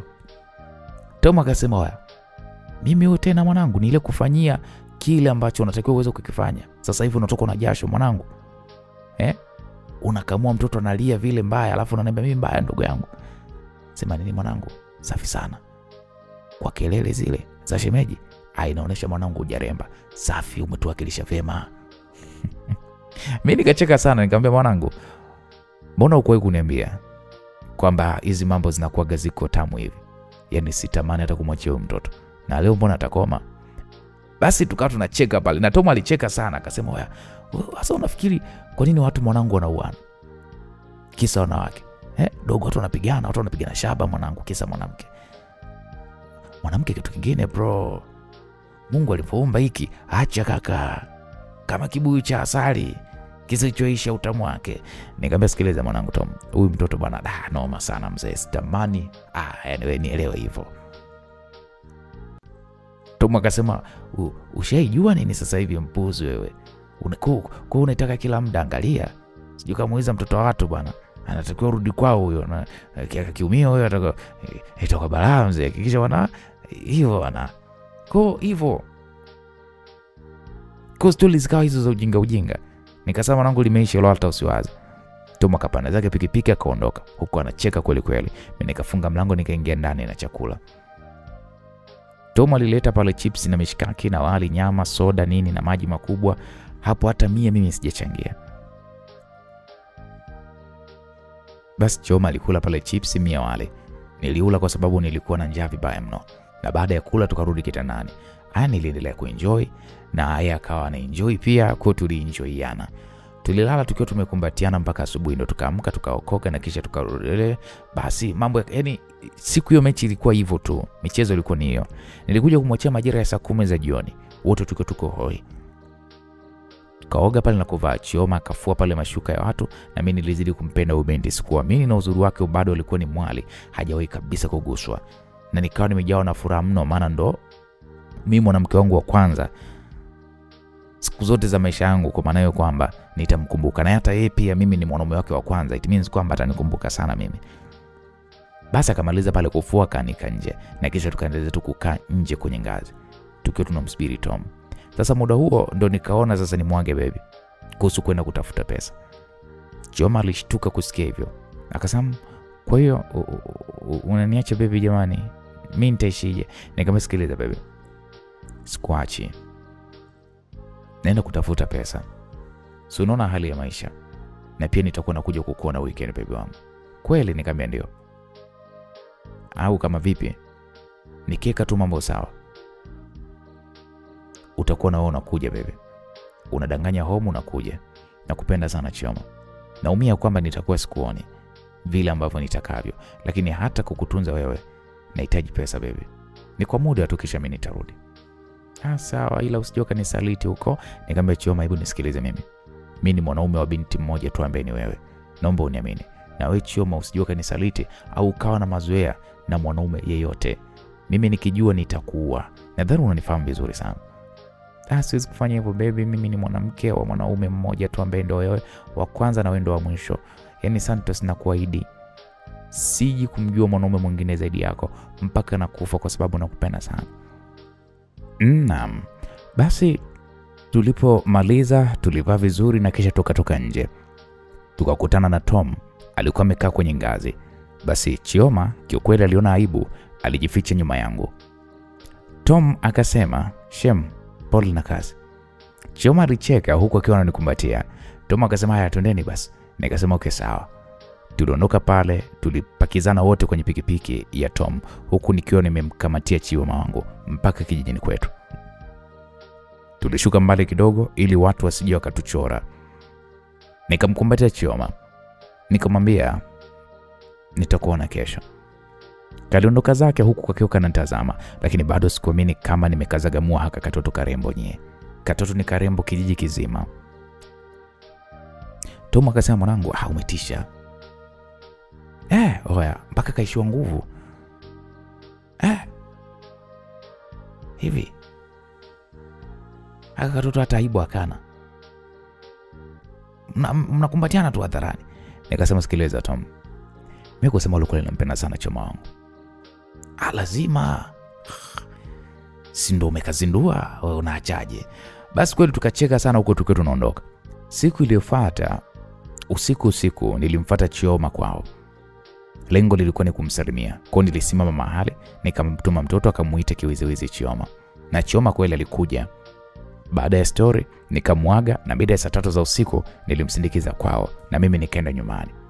Nilimwachia maagizo mdogo wangu Serena ya kumchunga sana Chioma. Na ilibidi nimwambie ukweli huyu mdogo wangu Serena, na yeye alikuwa anampenda sana Chioma, basi nikajua kila kitu kitakuwa sawa. Kuondoka pale na Tom na kwenda sasa kutafuta pesa huko kwenye mashamba ya mpunga. Huko tulikaa wiki 3. Ni kazi. Ni kazi ngumu haswa, kucheza kwenye matope, kupanda mpunga kazi ngumu sana. Baada ya kukaa hizo wiki sasa, ndio Jumapili tukapewa off ya kwenda kusalimia nyumbani. Huko tukiwa tumelipwa pesa kidogo. Tulipita mjini na Tom, nikamnunulia mamangu pale kitenge na dogo pia nikamnunulia shati ya shule na madaftari, na mimi pia nikajinunulia pale jinsi 2 za mtumba za bei nafuu na t-shirt 2 za shilingi 3,000 na nguo ya ndani pia nikamnunulia Chioma wangu sasa saa shilingi 5,000, maana anapenda sana saa. Pia nikamchukulia na nguo ya ndani nzuri tu ya shilingi 2,000. Tukarudi nyumbani sasa. Hapo matokeo yetu bado mjue. Mamangu alinipokea kwa furaha mno. Nilimpa pesa nyingine niliyobakiwa nayo na zawadi zao pia nikawapa. Vile tulifika mapema niliongea na mama mida ya saa 1 nikatoka mpaka kwa mshikaji wangu Victor, nikazima pale ghetto na kisha nikamfuata Chioma sasa. Nilimtuma mtoto. Kwa kama kawaida Chioma alikuja mbio. Nilifurahi sana kumuona. Basi tukakumbatiana pale, tukapeana mabusu na kisha nikamwambia twende ghetto. Chioma hakubisha, kwa tulienda huko. Lakini kabla kuongea hivyo tukashiriki. Msikilizaji, nakumbuka tulikuja kumaliza, ilikuwa ni majira saa 4 za usiku. Ndio nikamwachilia. Na nilikuwa bado ninamhitaji sana. Nikamwambia siku inayofuata asiende huko shuleni. Aje tushinde wote, maana tunaondoka majira ya jioni. Akasema sawa. Kwa nilimpatia pale zawadi zake na kusema ule kweli alifurahi mno. Nikamrudisha kwao. Na siku iliyofuata mapema sana nikamwaga madha ya kwamba bwana mimi ndo narudi kazini. Mama akasema sawa. Kumbe mimi nilikuwa najiendea zangu ghetto. Nilikaa na Chioma kusema ule kweli mpaka majira ya saa 10 hivi za jioni ambapo Tom alinifuata. Ndio nikamwachia Chioma, nikamwaga kuondoka zake na sisi ndo tukarudi zetu kazini. Tulifanya kazi mwezi mzima bila kuruhusiwa kurudi. Maisha niliona ni magumu sana. Nilimisi sana Chioma. Kipindi hiko sina simu na yeye hana simu, na mamangu simu alikuwa nayo lakini siwasiliani naye maana tumeweka tu kambi mashambani huko. Hata mtandao pia hakuna. Wiki 2 tena zikapita. Tukawa tumekaa mwezi na wiki 2 kazini. Hata mwaka mpya pia ulitukuta vibaruani na tulikuwa tu wengi kweli, tunalala kwenye mabanda, tunang'atwa na mbu, tunatembelewa na wadudu, lakini nilivumilia kwa sababu nilikuwa nataka pesa. Nilichoka mno mpaka nilitamani kukimbia, maana kazi ni ngumu. Tunafanya siku nzima huko, chakula ni ugali maharage au wali maharage na siku nyingine dagaa, ila nyama ilikuwa ni mara moja kwa wiki. Sio wiki moja, wiki 2 zipite ndo mnakula nyama mara moja. Sasa siku moja bosi alikuja kutoka mjini akatupatia pale taarifa kwamba matokeo yametoka, wote tumefaulu. Mimi nilikuwa na division 1 wakati Tom yeye alikuwa na 2. Kiukweli tulifurahi sana na akasema kwamba malizeni kazi mrudi mkapumzike, mtarudi kipindi cha kungolea na kisha kipindi cha kuvuna mwezi wa 5 ili mpate pesa zaidi ya kuendelea na shule. Tukasema sawa boss. Kwa tulikaa wiki zingine 2 tukawa tumemaliza kabisa kazi. Hapo ulikuwa ni mwezi wa kwanza mwishoni. tulikuwa tuna vijipesa. Kwa kama kawaida nikaenda kununua zangu zawadi za mama, Chioma na mdogo wangu Serena. Na safari hii nilimwambia Tom siendi nyumbani kwanza, nikamwone Chioma, na vile leo ni Jumapili basi atakuwepo nyumbani. Tom akasema hata mimi pia naanza kwa demu wangu bana, naam sana siwezi kuvumilia. Kwa tukaachana. Mimi nikaenda kwa kina Chioma. Muda huo sasa ilikuwa ni majira ya saa 7 hivi za mchana. Nilifika pale nikamtafuta yule mtoto jirani. Nilikuwa namtumaga sana kwenda kumuita, anaitwa Dani. Nikampata. Alivyoona alifurahi mno, nikampa pale shilingi 500. Nikamwambia na kanitie Chioma. Dani akasema kaka, kwani wewe hujui? Nikasema sijui nini. Akasema mbona kina Chioma walihama huko siku hizi? Mwezi sasa umepita, pale kwao anaishi mtu mwingine. Ujisi kuamini. Nikasema Dani, hebu acha utani bwana dogo, kanitie bwana. Dani akasema sikutanii, twende basi ukahakikishe. Kweli tulienda, tukagonga geti, akaja pale mwanaume mtu mzima hivi akafungua. Akasema niwasaidie nini? Nikasema nauliza Chioma kama yupo. Chioma ni nani? Nikasema ni mtoto wa hii nyumba. Mimi ndo naishi hapa, sina mtoto anaitwa Chioma. Au kama unaulizia waliokuwa wanaishi hapa walihama. Aisee, mjue sikuamini, moyo uliniuma. Nikasema walihamia wapi? Sijui mimi, ila tu kwa sasa mimi ndo naishi hapa. Sawa kijana, na nina watoto wa kike, kwa sitaki kuona watu hapa. Hebu tokeni bwana. Yule baba aliongea huko akiwa amekunja uso. Nilimshika mkono Dani na kisha tukaanza kuondoka, lakini hapo nilikuwa ninahisi kama vile naumwa. Dani akasema kaka, nilikwambia mimi. Na huyo mbaba ni mkali sana, hataki hata tucheze nje kwake. Nikasema Dani, hebu niambie wameme wapi? Sijui wapi, maana hata dada Debora alikuwa ajui, maana hajamwaga kabisa. Msikilizaji, huyo Debora ndiye alikuwa rafiki yake mkubwa sana na Chioma, na ndiye dada yake Dani. Nilihuzunika sana. Chioma wangu amehama. Hivi nitakuja kumuona kweli? Nikakumbuka labda aunti alimwaga mama, ngoja niende nyumbani. Kwa nikatoka mbio. Unajua hata Dani mwenyewe sikumzingatia tena. Nikaenda mpaka nyumbani. Nilipofika nilimkuta pale mama yangu alikuwa amekaa tu kibarazani anachambua mchicha. Alivyoniona akasema, "Hey, baba huyo umerudi mwanangu wao." Mimi nikatabasamu nikamkumbatia mama. Mama akaniambia, "Leta begi nikupokee baba, pole na safari, pole na kazi mwanangu." Hapo mama alikuwa anaongea huko anachukua begi mgongoni mwangu. Nikamwambia, "Asante mama. Nilikumisi sana mwanangu safari hii. Mmekaa sana." Nikasema mimi pia mama nilikumisi, kazi ilikuwa ni ngumu mno. Mama akaita pale, "We Serena, hebu leta kiti kakako amerudi bwana." Serena alikuja pale mbio bila hata kiti, akanikumbatia huko akisema, "Kaka, umekaa sana safari hii." Nikasema ndio nimerudi sasa. "Vipi masomo? Unasoma kweli wewe?" "Nasoma sana tu kaka." Nikamwambia okay sawa. "Wewe hebu mletee kiti sasa kakako akae." Hapo Serena akaenda kuchukua kiti na kweli akaniletea nikakaa. Mama akaniambia, "Hongera sana wewe na rafiki yako Tom. Matokeo yenu yalitoka, mmefanya vizuri sana. Mnajua kweli?" Nikasema asante mama. "Ndio tunajua, walipotoa tu matokeo bosi wetu alikuja pale kutuambia." Alifanya vizuri kumbe. Mwanangu, mmetuheshimisha sana jamani. Hata mzee Zinga alifurahi sana. Hapa namwambia huyu dada yako Serena kila siku afanye vizuri, maana maendeleo yake hata sielewi." Mama, umeanza jamani, na mimi nitakuwa kama kaka Santos, nitafaulu. "Usome sana dogo. Wewe tatu utani." "Mwambie ili apate kukuelewa, labda wewe kakake ukiongea atakuelewa." Basi muda huo sikutaka kupoteza muda. Nikamwambia mama, "Hivi aunti yani mamake Nazai yuko wapi?" "Hayupo mwanangu. Aliondoka ghafla, hajaga mtu hata mmoja. Nasikia aliondoka usiku wa manane na familia yake." "Kwa nini sasa waondoke usiku wa manane?" "Sijui. Hakuna aliyeagwa, ila tu watu wanaongea tu. Wapo wanaosema kwamba alifukuzwa kazi, alikuwa fisadi. Wengine wanasema amehamishwa, ni mtu wa kazi maalum. Wengine wanasema kwamba alikuwa anatembea na bosi wake, hivyo mke wake amejua kwa alitaka kumuua kwa amekimbia, lakini hakuna anayejua ukweli." I say, "Kwani hukumpigia? Si una namba yake?" "Mwanangu, namba yake hapatikani kabisa tangia alivyoondoka." Basi shida. "Vipi mwanangu, umemkumbuka sana anti yako?" "Sana mama. Najua kwa matokeo yangu haya angenipatia zawadi." "Alafu kweli. Lakini Santos, unajua umemkumbuka kweli anti yako au kale kabinti kake kale?" Hapo kwanza mpaka nikashtuka nikaona aibu. Nikasema, "Kabinti mama, kabinti gani? Zai au?" "Zaituni na tabia zake zile mbaya. anatembea na watu wazima, mtoto mdogo. Najua huwezi kumkumbuka hapa. Mimi nisikilize, naye muongelea hapa kale katoto kale kanaitwa nani kale? Eti Serena kanaitwa nani? Hapo mama alimuuliza mdogo wangu Serena. Serena akasema sijui bana mama. Wewe ndio ulikuwa unashinda naye leo huyu umjui jina. Ila mama, wewe mama msanii sana wewe. Mimi hapo nikacheka, mama naye akacheka. Akasema si Chioma, jina lilinitoka bwana. Nikasema sasa mama, kwa nini nimkumbuke yule dogo? Santos mwanangu, mimi ni mtu mzima. Na nilisikia sana habari zako na kale kabinti. Na ulivyoondoka kakawa kanashinda sana hapa. Kanashinda kweli na dadako. Kanasaidia kazi. Kananifulia. Yaani kana heshima sana. Nikajua tu hapa sio bora. Mimi hapo nikacheka sana, lakini moyoni nilizidi kumpenda Chioma wangu. Mama akaniambia nilikapenda sana kale kabinti.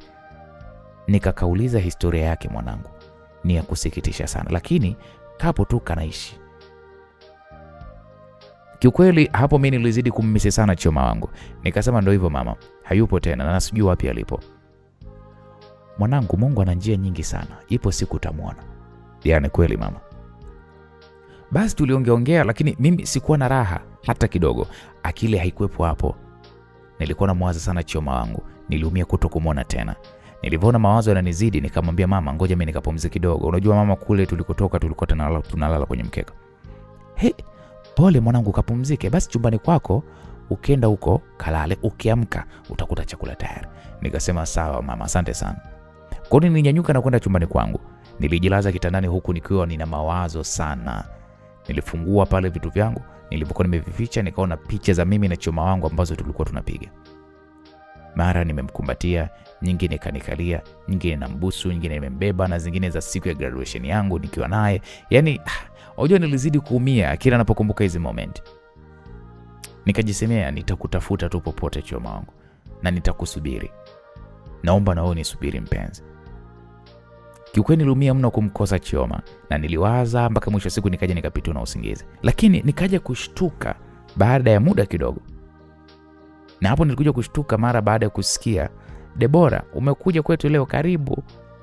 Aliongea mdogo wangu Serena. Nikasikia pale, shikamoo mama. Nilitamani kuchungulia dirishani lakini sikuweza, maana tulikuwa tumepiga makaratasi dirishani. Hakuna vioo na huwezi kuona nje. Lakini kwa sauti tu nikajua huyu alikuwa ni Debora, dadake na dogo ambaye ni Dani. Debora ni rafiki sana wa Chioma. Kwa niliamka nikakaa kitandani. Nikasikia pale mama anasema, marhaba, ujambo? Debora akasema, sijambo mama. Karibu. Asante mama. Mdogo wangu ameniambia kwamba kaka Santos amerudi. Sasa nilikuwa natoka sokoni, nikaona nimpitie, nimsalimie, nimpe hongera ya kufaulu na nimuombe anifundishe maana masomo ni magumu. Ndio. Santos amerudi lakini sasa hivi amepumzika. Labda uje siku nyingine. Mimi kusikia hivyo nikavaa pale haraka plover alilokuwa amenunulia Chioma kwenye graduation. Nikaanza kutoka, maana nilihisi kama huyu Debora huyu anaweza kawa na taarifa yoyote kuhusu Chioma wangu, na ni wazi kuwa mama alikuwa anamfukuza kiaina. Nilitoka haraka, na nilipofika mlangoni nikajifanya kama vile sikuwasikia, yaani kama sijui kitu chochote. Nikasema mama, ngoja nifike kwa Victor hapo mara moja. Sasa niliposema hivyo ndo nikajifanya sasa ndo namuona na Debora. Nikageuka hapa nikashtuka, nikasema Debora, karibu. Asante kaka Santos. Habari ya siku? Nikamwambia salama tu, sijui nyewe. Salama tu. Hongera kwa kufaulu kaka. Nikamwambia asante sana. Mimi sio mkaji, nilipita tu kwa sababu mdogo wangu Dani alisema kwamba umerudi. Nikasema nilikutana naye wakati nafika, na kwa sasa mimi natoka. Twende basi tuongozane. Sawa basi, kwa elini mama. Akawaaga pale kina mama, basi mimi na Debora tukatoka. Tuko njiani, Debora akasema, Santos, umerudi, umezidi kuwa handsome jamani. Na hilo joto la huko, rangi imekukolea, umekuwa ni mweupe zaidi. Mimi nikacheka nikamwambia, bwacha mambo yako bana. Hebu niambie, mke wangu kaenda wapi?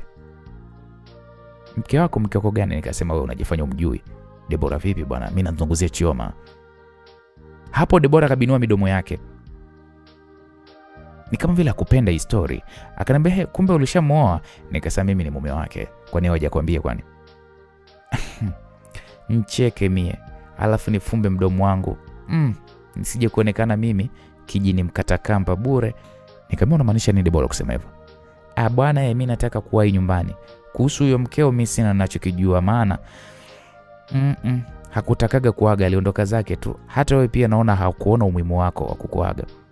Maana angeniachia hata na mimi pia barua, au hata mdogo wako angemwachia ujumbe. Nikasema nimeambiwa kwamba uliondoka ghafla. Hivi unawezaje elezea hili labda Santos? Chioma alikuwa na vitu vyangu kama daftari za shule, sweta na vinginevyo. Lakini siku hiyo ambao waliondoka mida ya saa 1 za jioni, alikuja Chioma nyumbani na akaniletea kila kitu changu. Na nikamuuliza vipi, mbona umenifungashia? Akajibu tu ya kwamba anapanga vitu vizuri, hivyo akaona tu aniletee. Sasa kesho yake tunakuta hawapo. Hivi unaweza kusema kwamba Chioma hakujua kweli kama wataondoka Santos? Ndugu yangu umeachwa. Nisikilize Debora. Namjua mke wangu. Hawezi kuondoka bila kuniachia ujumbe. Laiti kama angekuwa anajua anaondoka angetumia kila njia kuniachia ujumbe. Oh, unamjua Watu na sababu zao. Wapo kuachua ujumbe. Weka zania tu eti mke wangu. Haya, mcheke mia. Unamaanisha nini Debora kusema hivyo? Santos, naomba niwahi nikupika mia. Ukitaka habari kamili nitafute kwa muda wako. Hapo kwanza nikacheka na kisha nikamwambia sawa. Na katika maisha yangu huwa sipendi kumlazimisha mtu aniambie kitu kama hataki. Huwa nakuwa na uvumilivu sana na naamini kama nilipaswa kuweza kukijua iko kitu mapema, basi nitakijua tu muda utakapofika. Debora hakuzungumza chochote. Alichepua njia nyingine huku akiwa ameniacha mimi nikiwa nina mawazo sana. Nawaza alikuwa anamaanisha nini? Na kama kweli Chioma alijua kwamba anaondoka, kwa nini hakuniacha ujumbe? Bwana atakuwa hakujua bwana. Atakuwa kujua kama anaondoka. Mimi na Chioma tunapendana sana. Basi nilienda pale kwa washikaji, nikapiga nao pale story, lakini hapakuwa na mtu anajua kwamba wakina Chioma ameenda wapi. Ilibidi mimi nirudi nyumbani na maisha yakafanya yakaendelea. Siku zilienda, posti zikatoka. Mimi pamoja na Tom tulichaguliwa kuweza kujiunga na kidato cha 5, shule moja maarufu hivi na kongwe tu nchini, na tulifurahi mno kwenda kusoma pamoja. Tulirudi kwenye vibarua, tukafanya awamu zote mbili, na tulipopata pesa tukanunua mahitaji muhimu yote ya shule pamoja na ada iliyotakiwa tukalipia. Safari hii sikuwa kinyonge. Nilikuwa na sare pea 3, viatu vizuri, masweta, speed track. Yaani hivyo vibarua vinasaidia sana. Kipindi hiko sikuwahi kumtafuta Debora wala sikuwahi kusikia habari yoyote kuhusu Chioma na sikutaka kuona mahusiano. Nilikuwa namsubiri tu eti. Jamani. Sasa siku 2 kabla ya kwenda kusafiri, sasa kwenda huko shuleni kusafiri kwenda shule. Siku 2 kabla nikiwa nimetoka misele yangu tu nikakutana na Debora. Tukasalimiana na Debora akasema mbona umeadimika sana Santos? Nikasema sikuwepo, nimerudi juzi tu. Nilisikia mnaenda shule moja na rafiki yako. Nikasema ya. Lini mnaondoka? Nikamwambia kesho tu. Haya, nakutakia masomo mema handsome wetu wa kijiji. Kasome uje utuoe au ndo unamsubiri Chioma? Hivi haja kutafuta? Kwani hukuelewa nilivyokuambia kwamba tumekimbiwa? Jiulize, kwani Chioma hajui anwani ya shule yetu? Kwa nini nisandike hata barua? Huwa yule achana naye kwanza hakufai. Hakutulia yule. Debora, hebu acha hizo habari bwana. Mimi namjua mke wangu, sawa Hapo Debora akacheka kwa nguvu kweli kweli, alafu akasema, "Unataka kuniambia kwamba wewe ndo unamjua sana Chioma kuliko mimi niliyekuwa nashinda naye? Sasa usitake kuongea sana, subiri." Hapo Debora alitoa simu kwenye kibegi chake, akapiga mahali, akaweka sauti, yani loudspeaker, nikawa nasikia pale mtu anazungumza, "Shemeji mambo?" Alikuwa ni mwanaume. Debora akasema, "Poa shemza wewe." "Poa tu, leo umenikumbuka au Chioma wangu amekuja nini?" Mimi kusikia hivyo kwanza moyo wangu ukafanya pa. Nikamsikia pale Debora anaongea, "Hapana bwana shemu ajaje, nimekupigia tu nikuulize kama unawasiliana naye, maana bado nimemmisi." Yule mwanaume kwenye simu akasema, "Naachaje sasa kuwasiliana na mke wangu sasa? Mimi kila siku nawasiliana naye. Wewe unafikiri kwamba nilimnunulia simu ya nini?" Mimi nitafuti, sijui nilimkosea nini." Wewe si ulikuwa unamtafutia mabwana, ndio maana akupendi tena. Yeye anataka kutulia na mimi tu. Nampa kila kitu mtoto na ninamuenjoy kweli kweli, namfikisha vizuri sana kwenye kilele cha mlima Kilimanjaro. Maana hawezi kuniacha hata aende wapi. Shemeji makubwa haya. Wewe ndio kusema hivyo shemeji? Bwana gani sasa mimi nilimtafutia jamani? Chioma mbona muongo hivyo anataka kunigombanisha? Wewe Luis wewe. Mimi kanisingizia tu huyo Chioma. Yes, alikuwa na mwanaume wake yule Santos sijui. Si unamjua? Deborah alivyosema hivyo, Luis ndio nikamjua hapo huyo mwanaume anaitwa Luis. Ni jamaa mmoja hivi, mtoto wa tajiri sana. Ana maduka sana, na mashamba ya mpunga, na ana mke, na ni muhuni sana kusema lo kweli. Ni muhuni kweli, wanasema hadi ana ugonjwa wa kisasa. Yaani ana ukimwi. Unajua mpaka moyo wangu uliniuma sana. Unajua sikuamini. Luis akasema pale, Santos kale kadogo tukashamba kale. Mbona Chioma aliniambia kwamba yule Santos ni mwanaume wako wewe Deborah? Maana nilisikia hizo habari na nikamuuliza, akasema kwamba hawezi kuwa na mwanaume maskini asiyeweza hata kumnunulia nguo ya ndani bwana. Na ujue nilimuuliza wakati nampea mapenzi motomoto huku namchezea vimistari vyake vile vya kiunoni. Hawezi kudanganya bwana. Wewe pambana na wewe Santos wako. Mimi na Chioma wangu nimemficha mahali. Na kwa sasa ni mjamzito, atajifungua hata kabla mtihani. Nimeshafanya utaratibu, atafanya mitihani. I say, niliposikia hivyo unajua nikajikuta kwanza nakaa chini.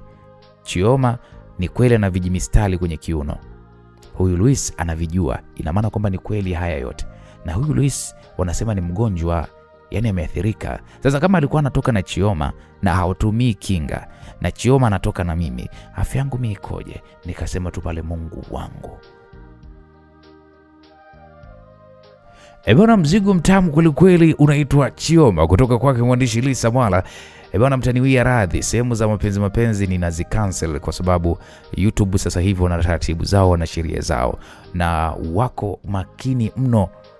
Yaani ukiteleza tu wanadili na wewe. Sasa sitaki kije kututokea kama kile kilichotokea miezi ile 3 tulofungiwa. Na ndio maana jitahidi sana kukwepesha kusimulia sehemu za mapenzi, lakini naamini mtakuwa mnaelewa kwamba wanavoingia chumbani wakafanya yao. Nikisema hivyo najua mnaelewa. Bwana, tukutane katika sehemu inayofuata, mzigo mtamu wa kuitwa Chioma. Mimi naitwa Uncle J. Bye bye. Tukutane katika sehemu ya 3.